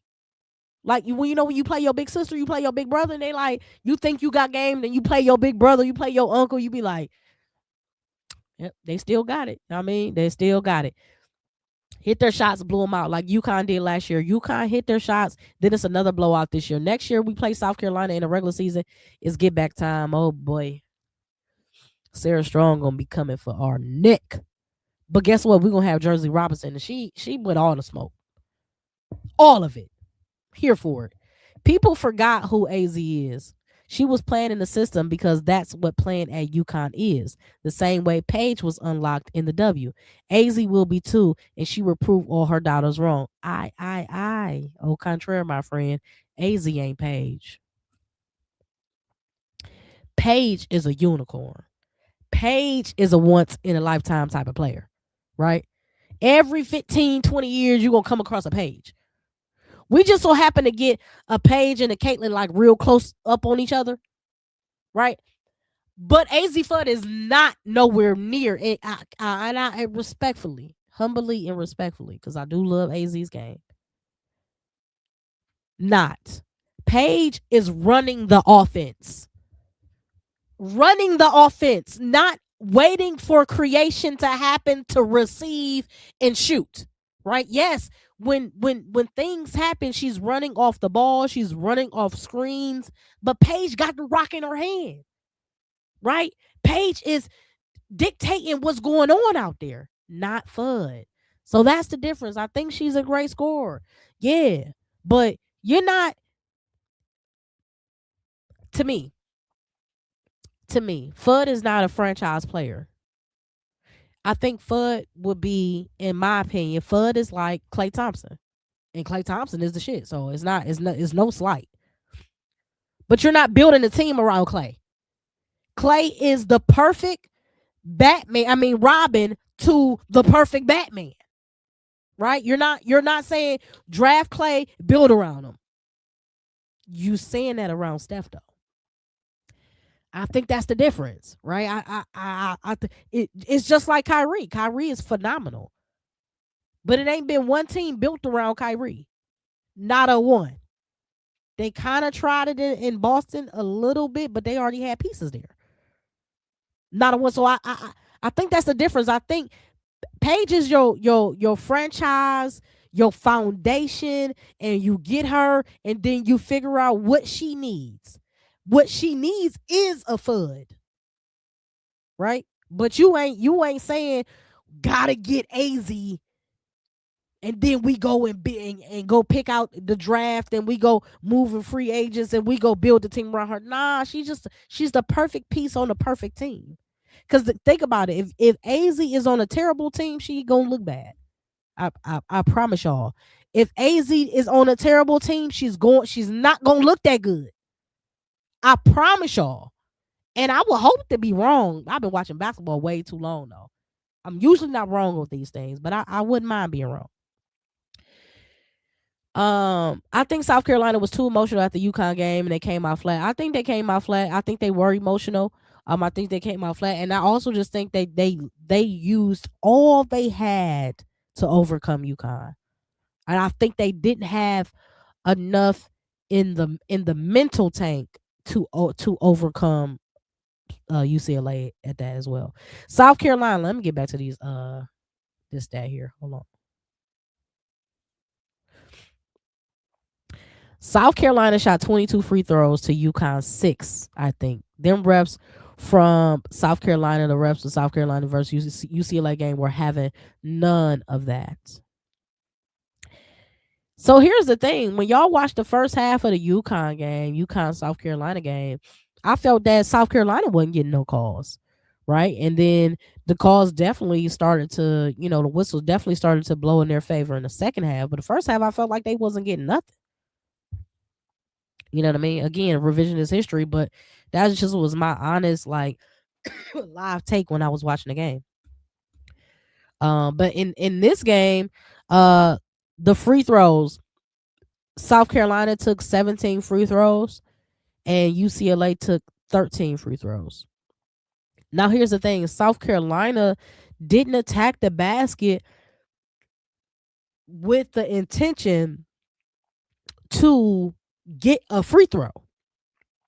Tessa was attacking the basket, right? There were some fouls called, but for real, like they weren't intentional about when their shot was not falling. It was clearly not falling early in the first quarter. Okay, we got to slow this game down. Get to the line. They weren't intentional about it, and I think that this game could have been a lot different if it was just like, all right, we're going to have to get to the line 30 times a day. It just is what it is, because we can't. We got to get them in foul trouble. We got to get Betts. We got to get Lauren off the court, right? Kiki could probably stay on there or whatever, but then you think, let's say Lauren get in foul trouble. Let's say Neepkins get in foul trouble. You still got, excuse me, Kiki, who was stepping up. Like, everybody had their moments where they was showing up and showing out, showing up to the plate. UConn next year play Duke, South Carolina, LSU, Maryland. UConn's playing Duke, South Carolina, LSU, and Maryland. Well, they gonna spank Duke. South Carolina, LSU, Maryland. Should be USC and Notre Dame again. And more 2026, 2027. Vandy in 2027 and 28. UConn love and want all the smoke. I hope so. I hope if this is true, this is going to be great for women's sports next year. Absolutely great. I want to see UConn play different talent. I want to see them play actual games. And unfortunately, they have to be in the Big East. It is what it is. And the Big East is not that strong. So y'all going to have to travel a little bit. I was mad Okai was playing soft. Yeah, she was. She was ducking, talking about ducking the smoke. She ran. She said, fire over there. She ran and called for help. Couldn't stand it. Let's be real. The SEC conference rant and rave about all the damn physical play. and no fouls being called on South Carolina. Gina got on the referees in the second quarter about it. He did, but I thought that was a little petty as well from Gino. Talk about excuses, right? Talk about your slip is showing. If you let the chips fall and you address all that at the end of the game. You don't find excuses in the midst of the game, especially when your team isn't executing well. No, the refs are always and for decades, the refs have always been in favor of UConn. Decades. So let's just say this one game out of 40 years, the refs are on somebody else's side, quite possibly. What that got to do with you missing all them shots? Like you said, then you say UConn missed a bunch of shots they normally make. So take free throws out of it then. Free throws didn't cost them a game. They cost them the game. Who had Sarah Strong ripping her jersey like that, losing composure? That's right. So everybody got to kind of look in the mirror a little bit, hold a little accountability. You know what I'm saying? We got smoked last year, right?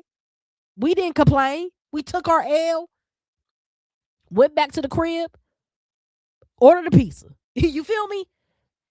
This year, Dawn gonna have to take that L, go back home, and look at that transfer portal, right? Because we need some help. And I think UCLA showed us we don't have enough, and we never had enough. I think that's what it's showing us. South Carolina did show zone for a bit, about 3 to 4 possessions. Yeah, not enough. Not enough, in my opinion. Dawn Staley cursed the referees out in the second quarter, and they got scared and didn't call hardly any more foul calls on South Carolina. But here's the thing. Dawn, all these coaches, Vic be going wild at the refs, Cori, Gino wild. So when he was like, oh, first of all, you snitching, which I don't like that at all. Why you talking about, oh, if you knew what she was calling the refs? Dog, Gino, we know you ain't over there playing patty cake with refs. What are you talking about? When you don't get it your way, you went to the cameras about it. Talk about nasty work. When it's not going in your favor, you went to the media about it live in the game. I ain't never seen that in my life. Post game, yeah. Say what you got to say. Get the fine, whatever it is. During the game, nah. All respect. That was corny. Can't root for Cori, but I can't respect Kiki and Lauren. I mean, I ain't never been no UCLA fan. You feel me? If I had to choose between the California schools, UCLA and USC, it's always USC for me. Haven't y'all seen Love and Basketball? Maybe if Love and Basketball they had was Bruins, then maybe. But USC, Cheryl Miller, USC. So I'm not gonna be ever team UCLA. However, this year, you know what I mean? If they wouldn't already awarded Coach Ralph Coach of the Year, it should have definitely went to Cori. You know what I mean? But they already gave out the awards. UConn been trying to get out the Big East. It's not like they want to be there. They need to update some facilities and just starting with that $110 million renovation. I mean, well, we know all the reasons and the politics of why they're still there. You know, y'all educated me on that. So shout out to y'all talking about the, the football and the football controls what conference they're in. So they can't help it. You know, we know that. They can't help it. Can't help that Big East is dog trash. Right? It is what it is. Can't help they beat up on everybody. You know what I mean? Sometimes it just is what it is. The luck of the draw. Like you just in a conference that's trash. You know what I mean? It ain't always been trash, but in recent years, that's what it is. You know what I mean? And I think even before it's the dominance of UConn that make everybody else look bad even when they not bad. So you gotta big up Gino for that. You gotta big up the legacy and the legend of UConn. Sarah Strong said it herself when during her Naismith speech, reception speech. She said that it's not easy playing for UConn, right? And there's nuance there. We all know the thousand reasons why it's not easy playing for UConn. Not easy playing for Gino, not easy playing for that school, not easy playing under those expectations, not easy playing under those lights, under those rafters with all those championships, not easy following up with all these legendary players who not only were legends here, graduate here, go off to the WNBA, continue their legendary streak. That's not easy, right? So I understand that. But boy, it's gotten easier over the years because the Big East is the big whack, right? It's not the Big East. It's just the East. It's the Little East. The big UConn in the Little East. UCLA is cooked next year unless they get some real talent in the portal. In a way too early 2026-27 season, UCLA not even ranked in the top 25, even though it doesn't matter, but still 7 graduated. Exactly. So if they don't get busy in that portal, and I mean get the cooking, now what's helping them is that now Cori close might be cemented as a good coach that can close, literally, right? Her biggest issue has been that maybe she not a closer, right? Maybe she can't win when it matters. Now maybe she just showed us that she can. And so for players that has been teetering like, oh yeah, but I'm gonna go with if I'm a player, shit, why would I want to play for USC over UCLA? Look at the coaches. What coach you like better now? Before we was like, I'm indifferent on both of them. Well, at least one got the championship. Now the question is, do you want to play for a team that's in rebuild status, or do you want to go over there and just hop on a team with Juju and see what happens? That'd be me. Team Juju. Okay, sign me up. I know because BC blocked us from joining the ACC, and in 2024 and 25, the Big 12 commissioner stated he wanted our basketball teams, but not the football team. It's because of the football game. It's our poor football team, no football dollars to join the power conferences, and that's the sad part because one would think that even in the Big 12. Right, you get to see multiple games with UConn in West Virginia, multiple games with UConn and Texas Tech. Like there's way more competition, and I think that they still go undefeated in the Big 12. Respectfully, ain't no smoke over there. TCU ain't no. They're good, right? There's some good teams over there in the Big 12, but again, I still think that. Changing conferences don't necessarily change the outcome of UConn still being great. It just means that maybe they don't win by a 39-point margin every game. That's what it means to me. UConn football holds the basketball back. Gino's hands are tied, but everybody acts like they choose the Big East because it's easy. Gino has never dug smoke. That's why he tries to do it in non-conference. I mean, I agree. I don't think he knows sucker, right? You don't graduate as many dogs, and those dogs become legends on the WNBA level if the coach that they all pay homage to that helped them get there is a sucker. Don't work like that. Don't work like that. My WNBA GOAT is UConn, from UConn. Right, Maya Moore, right? It don't work like you don't win 3 championships with UConn and you soft. You ain't Stewie and win 4 in a row and your coach is soft and ducking, smoking, taking the easy route out. I mean, because technically this year South Carolina had an easier schedule than they had last year, and they still lost more games. So what are we talking about? Gino and UConn women's basketball get unfairly blamed. They play in the big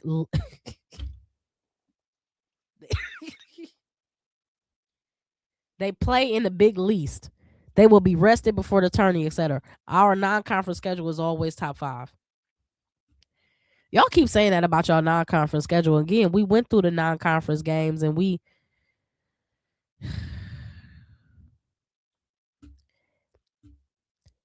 I mean, it's other teams out there, but I'll give you top 5. Dawn did not. Here we go. This is the underline of the game. When we asked the question, how? Dawn did not make any adjustments after halftime because she was in the locker room on X blocking people instead of coaching. She gave up on them girls. South Carolina came for UConn. UCLA came for a championship. Is that what she was doing on halftime? On Twitter? Now, what's funny you said that because Raven, in her post-game comment, she said, I urge people to not be on Twitter. If you play basketball, especially if you play basketball at a high level, you shouldn't even be on Twitter. It's toxic there. A lot of comments. I'm not even on Twitter, right? I used to dibble dabble with Threads a little bit, but I don't even fool. I don't even fool with it. And I know that when you want to get into a group conversation and be in a thread and kind of, you want to share your love for the sports and have a banter back and forth, like Twitter is a great place to be. But I prefer over here on her rules because you know what I mean. People here in our chat, we can have differing opinions. I'm sorry, and it never become combative. It never become, well, I know more than you, or you silly, or your team trash. It's just like, it's all respect. Like, I ain't gotta be, your fave ain't gotta be my fave. But at the end of the day, isn't the commonality here that we love women's basketball? So if that's what all brought us here to this melting pot, to share our love for basketball, just keep it that. Just keep it that. But if Dawn was out here in the locker room on the halftime, what you doing on your phone at halftime if it ain't good?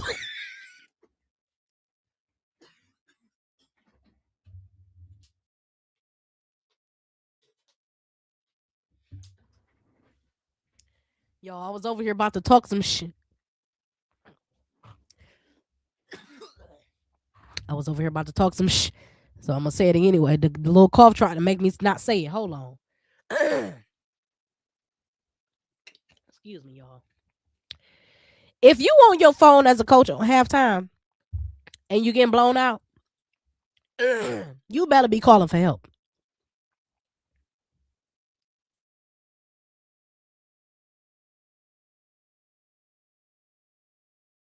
You better be calling for a lifeline. You better be reaching out to Coach K or Becky Hammond like, yo, I need to play real quick. I need some help. That's what you need to be doing at halftime if you own your phone. Get in Chat GPT and find a play. Hey, chat, I need a play. We getting smoked. That's what you need to do.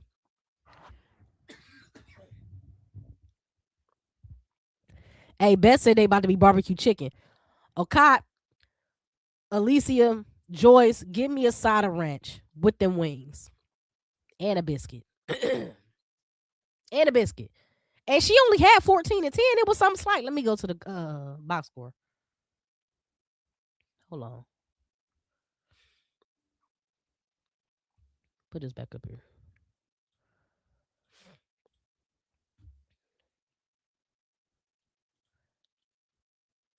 I mean, she had 11 boards, full box score, all stats. 14 and 11, right? 2 blocks, 2 assists. I mean, this wasn't her best game, but there was nothing that our bigs can do with her. She still shot 60% from the field, right?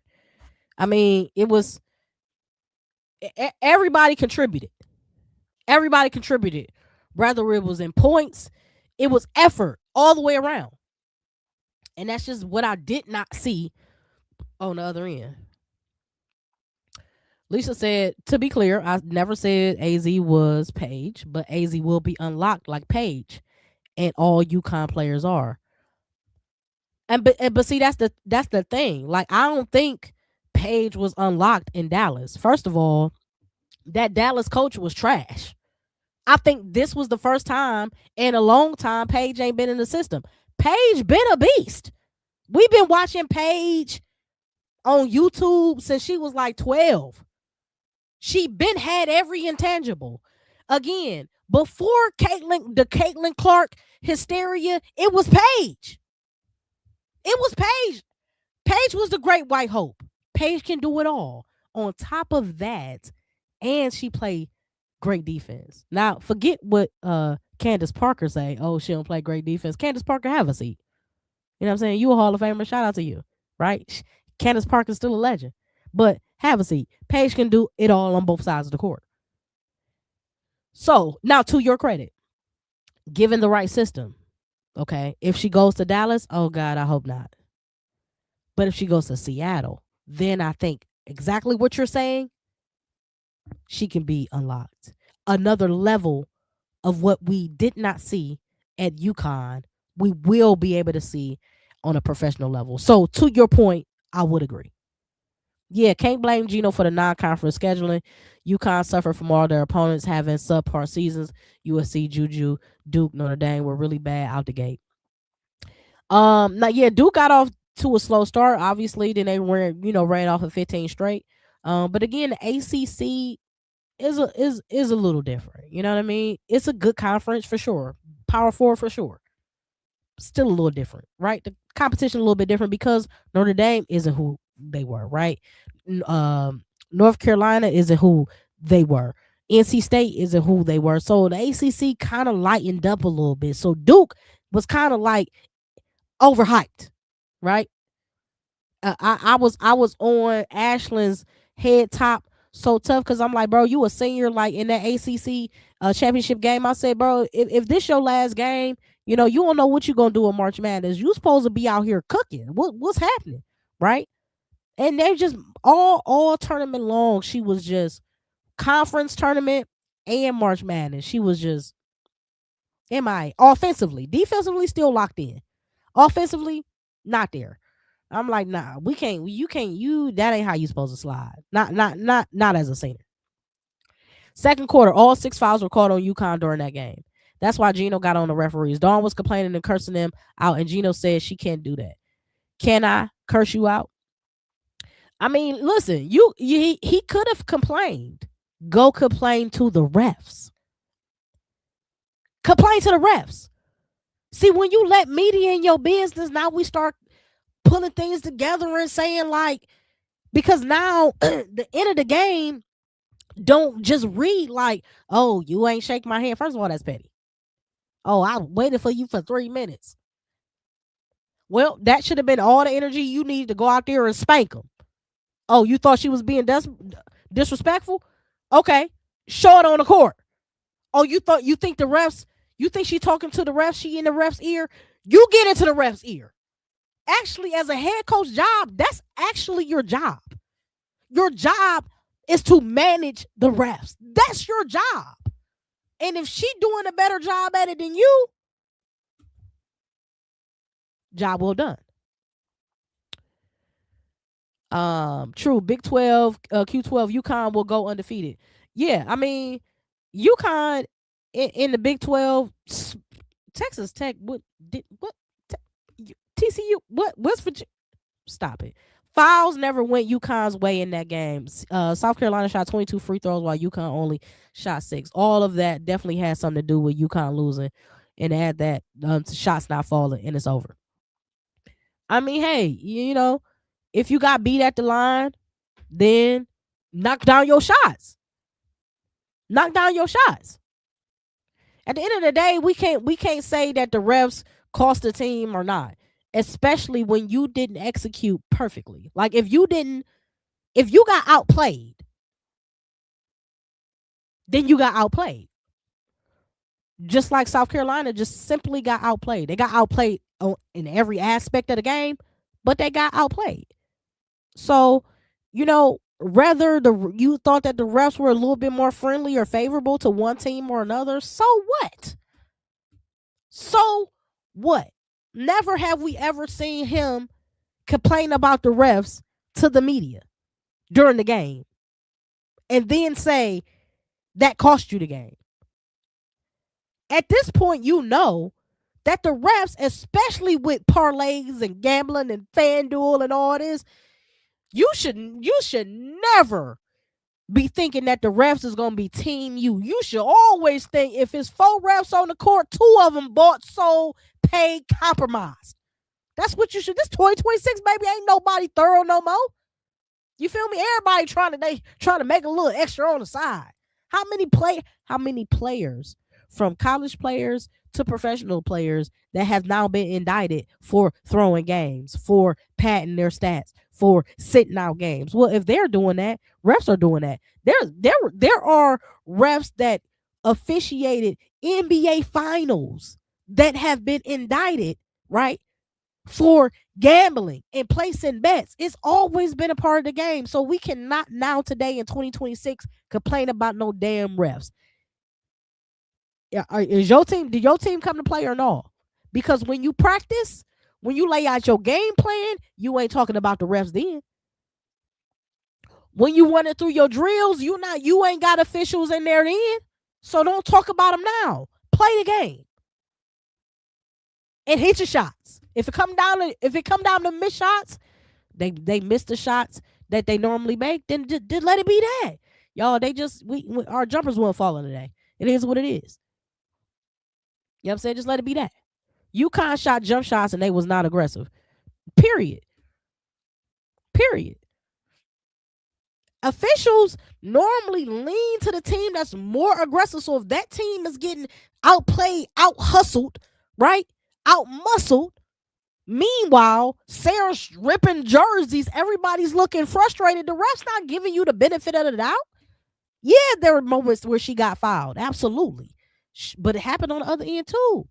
Right? So at the end of the day, man, may the best team win, right? Not may the best set of refs help the best team win. No, may the best team win. Everybody loves women's sports. Shout out to you, UCLA. Shout out to the Bruins. Everybody loves women's sports. Y'all make sure y'all hit that like, hit that subscribe, man. And also pull up on freelens.com. As y'all know, Freelens is a lifestyle brand. We lean heavily into creating with purpose and intention. I have an apparel line, and I have paused on dropping merch because I have to be inspired. I have to drop something with intention and purpose, but I need y'all to keep your eyes on the prize, turn that bell on, because all my drops is going to happen on YouTube, right? So when I drop a new product, my first product will be a women's sports product this year. First and foremost, I have to. I gotta pay homage to my first love, which is basketball. So y'all be on the lookout for that as well. I agree. Respect and promoting women's basketball is the goal. I agree. It's good to agree to disagree and have differences of opinion. Absolutely. Right? Again, it's 8 billion people on this planet. We all not going to agree. But as long as we agree that we love women's basketball and we going to ride or die for this sport, we ain't going to let no outsider come in and try to say what women's basketball ain't. Like Shaq come in and talk about some, y'all need to lower the rims. It'll make the sport more fun, more exciting to watch. Why don't you tell your daughter to get in the paint and bang? Every time I see your daughter play, she's shooting threes. Ain't she a center? Why is she confused on her position? You talking about you want the girls to dunk. Well, she's a center shooting threes and won't even be on the block. So the hoop ain't the problem, right? The hoop ain't the problem. Also saying the refs have been on UConn's side. You would have to give me a game to look at because people claim that, but when you break it down, it's a different story. Yeah, I'm just talking about it over the years. Usually when you have a dominant franchise, right? Especially the most respected coach in women's basketball history, excluding Pat Summitt, right? Rest in peace, Pat. Gino is it. He's the standard. Everybody says it. Everybody agrees with it. Usually those refs, when you're coaching, when you're reffing a UConn game, you can't get the benefit of the doubt. It's the reason why Syracuse's coach was so angry. Why we always got to be in the UConn bracket. It's a reason, right? And I just feel like even if it's not like, oh, it's absolutely every single game. No, it's not going to be every single game because every single game, usually UConn is the better team on the court. So if you the ref, you ain't got to do that much. But when it's moments like this, when it's You know what I'm saying? Alpha versus Omega. When it's dog versus dog, usually you kind of get the little bit of benefit of the doubt. It's Gino. It's like playing Boston. It's like playing LA. We would be naive to think that if you're playing LeBron not gonna get that benefit of that whistle. What you talking about? Right? LeBron always. Right? Now the tides are turning. Right? So now the whistle is going to SGA now. Right? It's not going to Jaylen Brown no more. It's going to SGA and them.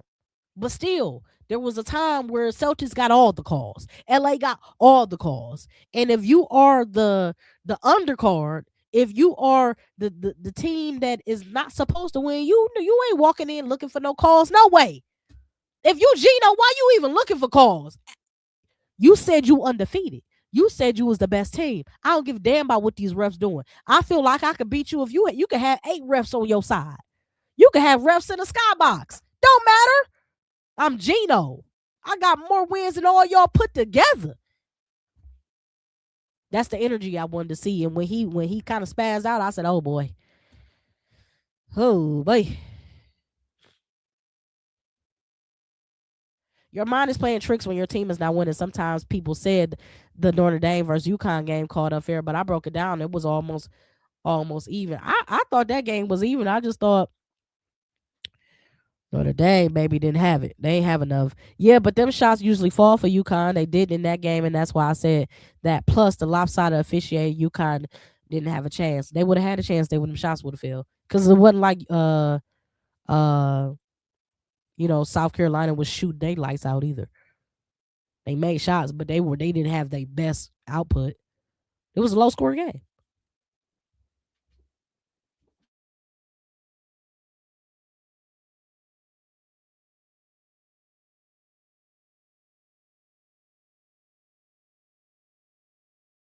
Aaliyah Edwards, bro. I love Aaliyah Edwards, bro. I know this moment you're talking about too. I was really, really rooting. I'm not team UConn, but I really wanted Aaliyah. I just like her, bro. Even watching her maturation this year in Unrivaled, bro, it was just so refreshing to see. I love the fact that she is not in DC and getting a fresh start. About to be the face of a Houston team here soon. So, I love Aaliyah Edwards. I definitely understand what you mean. Talk about a team that used to get all the calls, Iowa.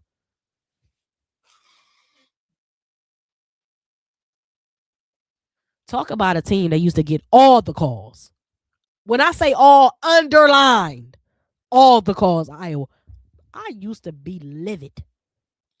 Right, refs should never dictate the championship game. Not the championship game. I can't make excuses for the championship game.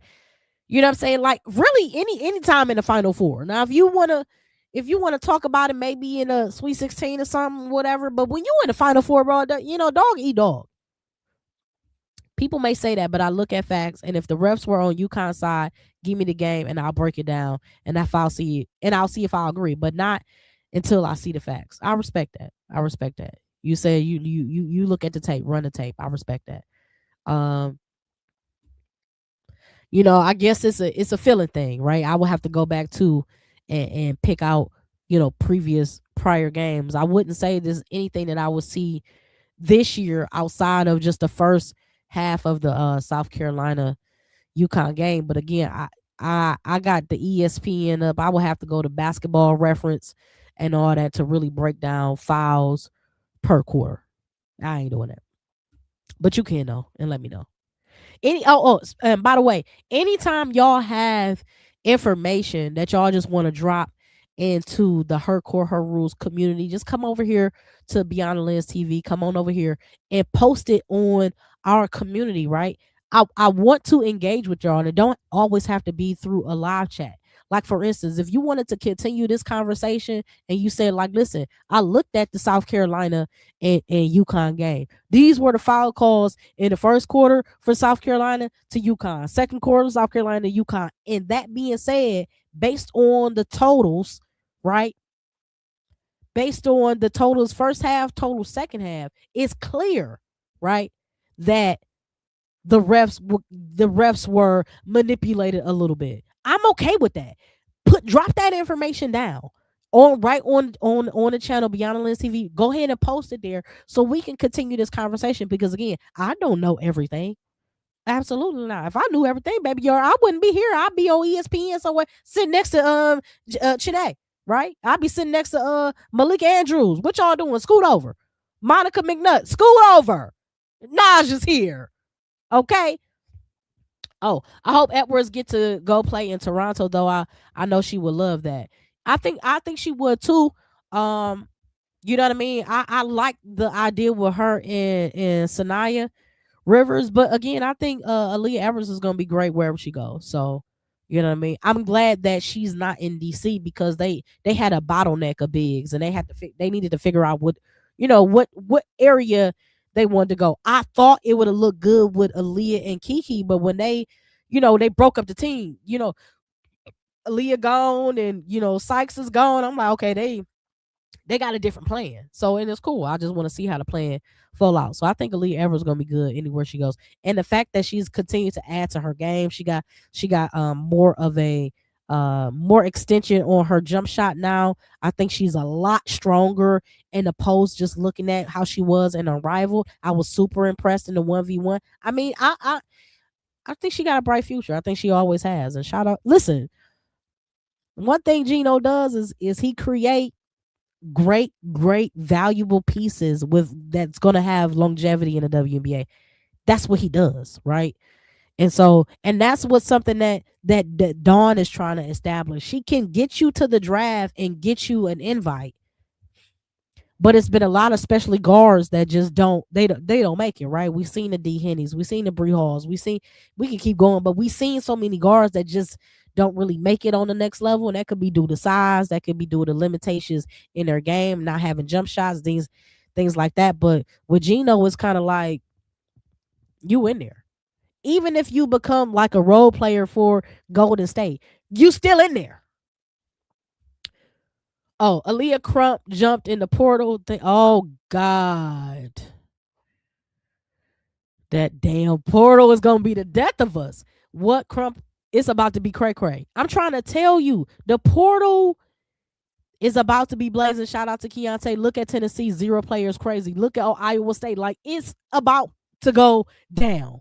I'm excited. I don't know. I have mixed emotions about the portal, right? Because I'm team loyal, but I'm also team if you and the coach ain't vibing. If you feel like you was oversold, right? Then move on. Find your home. But I also like how players like Kimora from Virginia stick it out. But then guess what? Get to the Sweet 16, they fire the coach from Virginia. So then what you do? Man, I'm gone. You know what I'm saying? Like, why would I be loyal to an organization that won't even keep the coach? Right? James Harden said it best. Ain't no loyalty in this business. Do what's best for you. So, I appreciate the portal. I appreciate players having flexibility without having to sit out and sacrifice a year or whatever. But I do feel like it need to be a cap. You can't transfer every damn year. You should have like three transfers max. You know what I'm saying? You got 5 years of eligibility. You got 3 years, 3 max transfers. After that, sit down wherever you at.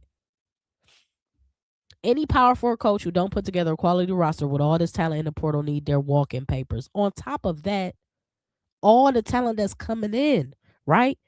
All these McDonald All-Americans, all this talent that's coming in. What are y'all doing? Go get a bag. And the bag is the player. Go get the bag. Go get the player. Because the player gonna help you get the bag and get you to the, to the dance. There are over 1,000 people in the portal and some big names. Audie Crooks, the PG from VA, that was real nice. So Camaro is in the portal. Oh, God. Samuels. Oh, God. It's about to be. The portal, what's going to be more entertaining, the portal or WNBA free agency?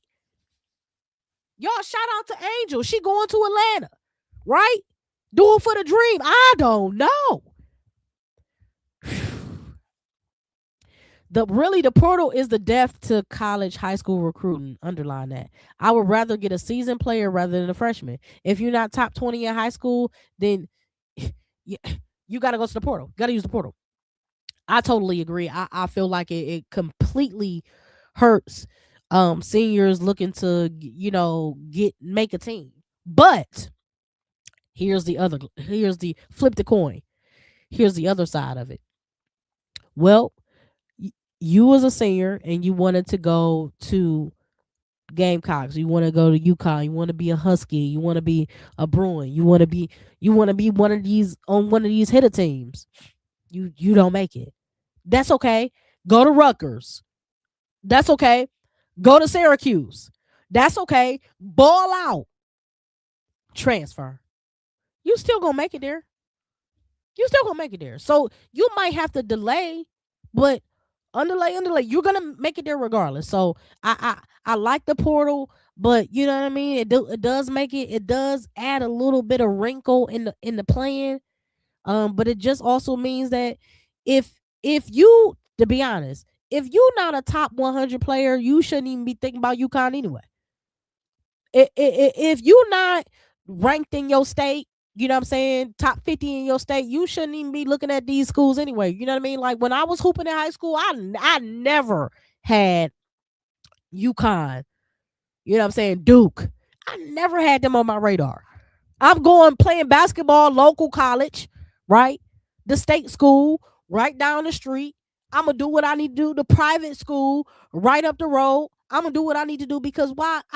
I'm short. What am I doing? What they don't want me out of solely because I'm too small, right? And you got to understand when you get to that level, you want to be a point guard, you got to be 5'7", baby, 5'7", 5'8", and that's a little littler.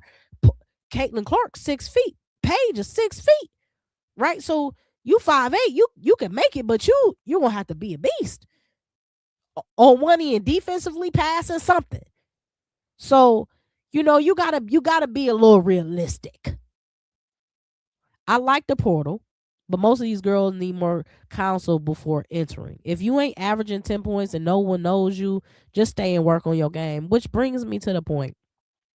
I wonder what McDaniels was doing. How did she get to be on a Gamecocks bench? I don't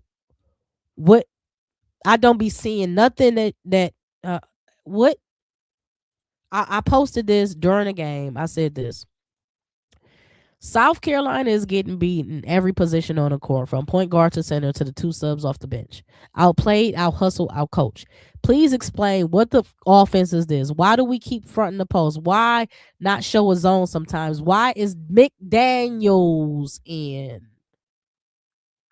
Why not have Latson run the point to create more offense? Why no back screens? Why only on ball pick and roll? Why? But really, why is McDaniels in? How did she make this team? How? Houseway. I feel like Kanye. You tell me how, because I'm trying to figure it out. That's the link for it. Kiki Rice was 5'7" when she entered, and she graduated 5'11", which is wild. How you have a growth spurt? Where mine at? What type of Wheaties you eating? How I ain't got them? I'm still waiting on. Listen, I'm knocking on a big age, and I'm still waiting on mine. Boy, I wake up and I'm 5'8". I'm going. I'm calling Carol Lawson, baby. I'm coming. Don't even worry about it. Scoot over. I'm calling Megan Duffy, Virginia Tech, baby. You need me. Scoot over. Right now. NCAA NCAAF, NCAA men need to instill rules in place. Cap the portal. Some players are transferring to their third team. I'm for player empowerment, but something needs to be done. I mean, the way Haley Van Lith skated around looking for the best opportunity, kept looking. I said, bro. And she's just one of the bigger names that I can recognize in recent years. But when I hear some of the commentators talking about certain players who this is their third team, this is their fourth team, I'm like, fourth college? So this has nothing to do with education. This has because at some point you like, I want to be on this team, but I don't like the scholastics. I don't like the program because my major not changing. So at the end of the day, if I'm majoring in sports science or whatever I'm majoring in, I still want to go to the school that that gives me the best opportunity to do that on the next level at the highest level, right? So I might not love even if I don't love the coach, but this educational program is better. I'm staying there. Why? Because because at the end of the day, I might not even make a WNBA team. You might be real good and not make a WNBA team, right?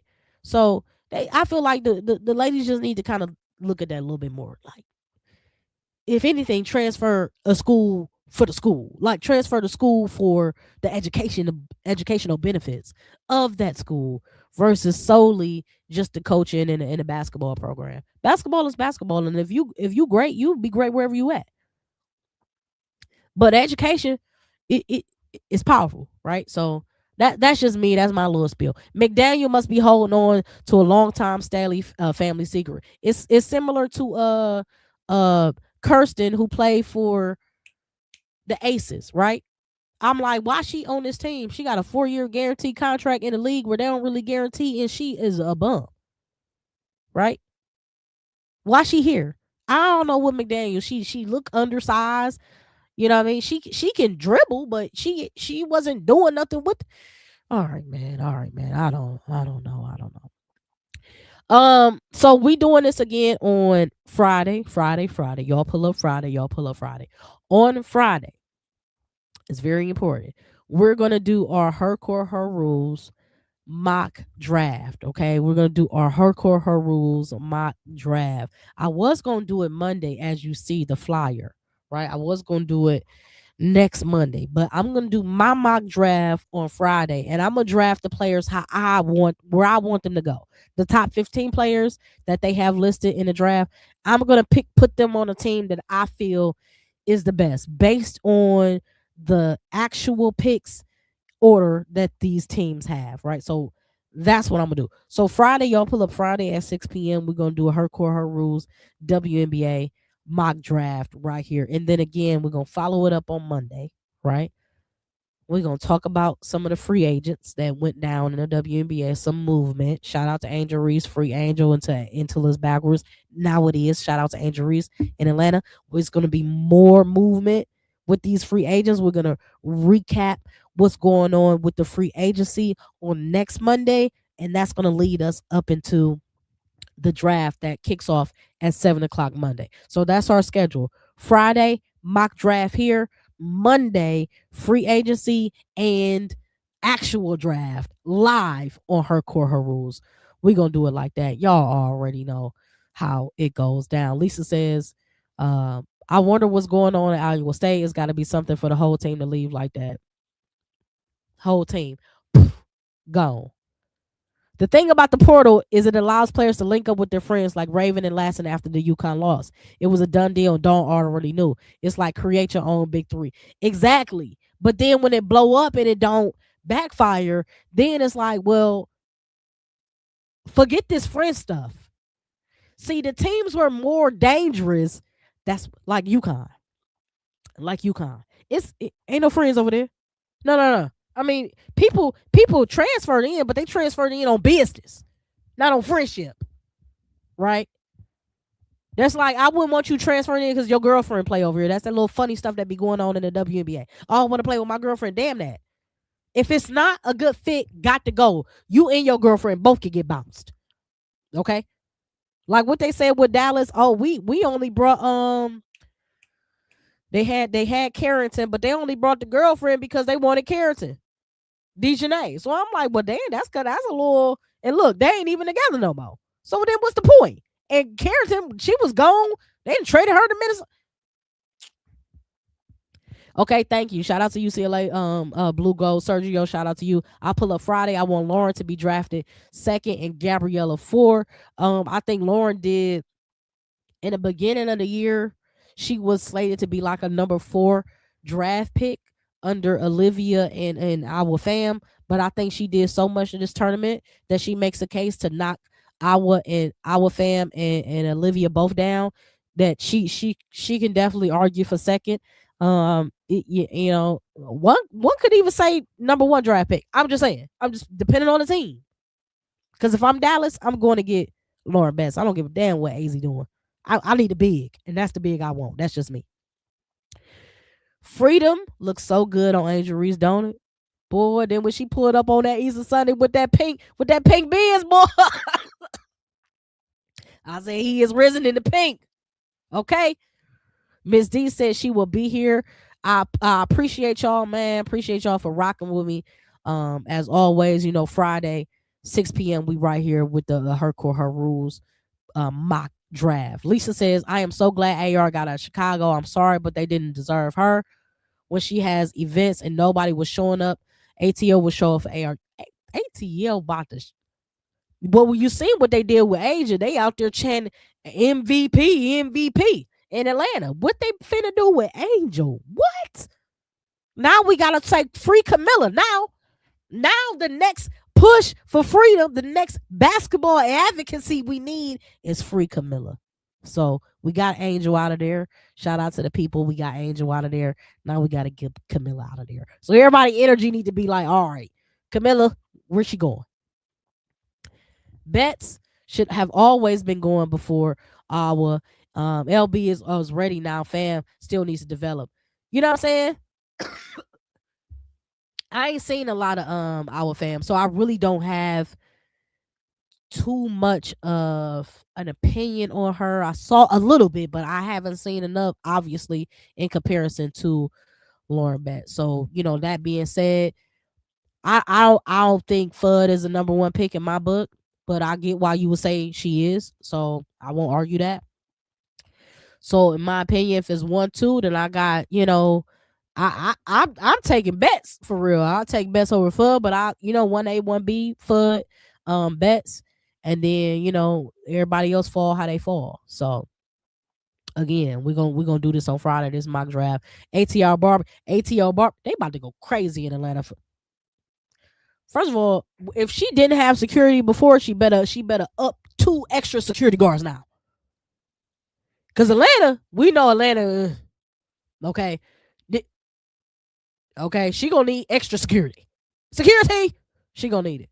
I appreciate y'all. Y'all know each and every episode is powered by Fearlessness, the illest lifestyle brand on the map. Y'all be sure to hit that like, hit that subscribe, and turn that bell on again, because when we start dropping merch, when we start dropping more product leading into this WNBA season, that's definitely going to be women's basketball focused, man. I want y'all to be up on it, and y'all want y'all to get the first notification so y'all can get it first. I appreciate y'all. Again, this has been a great live stream. This is the longest live stream I ever had, actually. So I definitely appreciate y'all for pulling up and listening to me yap, sticking with me as I cough and blow my nose. I'm still fighting over this cold, but we getting better every day, man, getting better every day. You know what I'm saying? Shout out to Miss D. Shout out to all the loyal chat members, Miss D, Lisa, passing through, Keontae, Jemima, who else I miss? All my OGs, Shamika, Chicago, Cheetah, man, UCLA, newbie, man. Shout out to you, Tessa Love, man. We had new people, Con Game Pro. We had a lot of new people in the chat. Brian Woods, Cool Runners, OG Pharaoh. You know what I'm saying? So shout out to y'all for pulling up and always rocking with your girl, man. Y'all already know what time it is. It's your girl, Najee. Hold on, I got one more. I have watched plenty of Hours games. She comes off the bench in the EuroLeague. That's not a 1 or 2 pick. Oh, there she go. She said it ain't. We gonna do the Her Core Her Rules mock draft on Friday, and we gonna reorder these picks the way they should be, cause we know these GMs sometimes they be goofy. Okay, so shout out to y'all. Thank you. Shout out Verlin. Shout out to you. UConn just did not adjust in the second half to the physical game from South Carolina, and that's on Gino. But they are still my number one. Exactly. Again, one game won't define you or your team or your coach or your loyalty for your team. So even though your team took an L, just like my team took an L, you know what I'm saying? You always gonna ride and slide with Gino. I'm always gonna ride with slide with Dawn. But at the end of the day, it's women's basketball or nothing. You feel me? It's women's basketball or nothing. Also, UConn men, they out for their title number 7. You know You know what I'm saying? Back-to-back titles, man. Shout out to that great coach over there, UConn, man. Hell of a player, hell of a team over there, hell of a leadership over there. You know what I mean? It's just been great basketball. One thing what I will say about this year basketball in college sports, man, it's just been phenomenal. It's been a lot of energy, you know what I'm saying? A lot of emotions, but I ain't had no complaints. I don't know about y'all. We had some upsets. We had some surprises. We had superstars show up and show out. We had when the stars align. Yeah, I mean, we get the people get the dub. We done had big shots. We done had overtime wins. We done had last second shots. You know what I'm saying? We had number one players lose. It's been a great season for college sports. So shout out to y'all. Shout out to the college sports fans. More importantly, shout out to women's basketball and the women's basketball fan. And y'all, the chat, the live chat to keep this show live. Her core, her rules. It's your girl, Naja Lee. Y'all already know what time it is. Peace and freedom. I'll see y'all on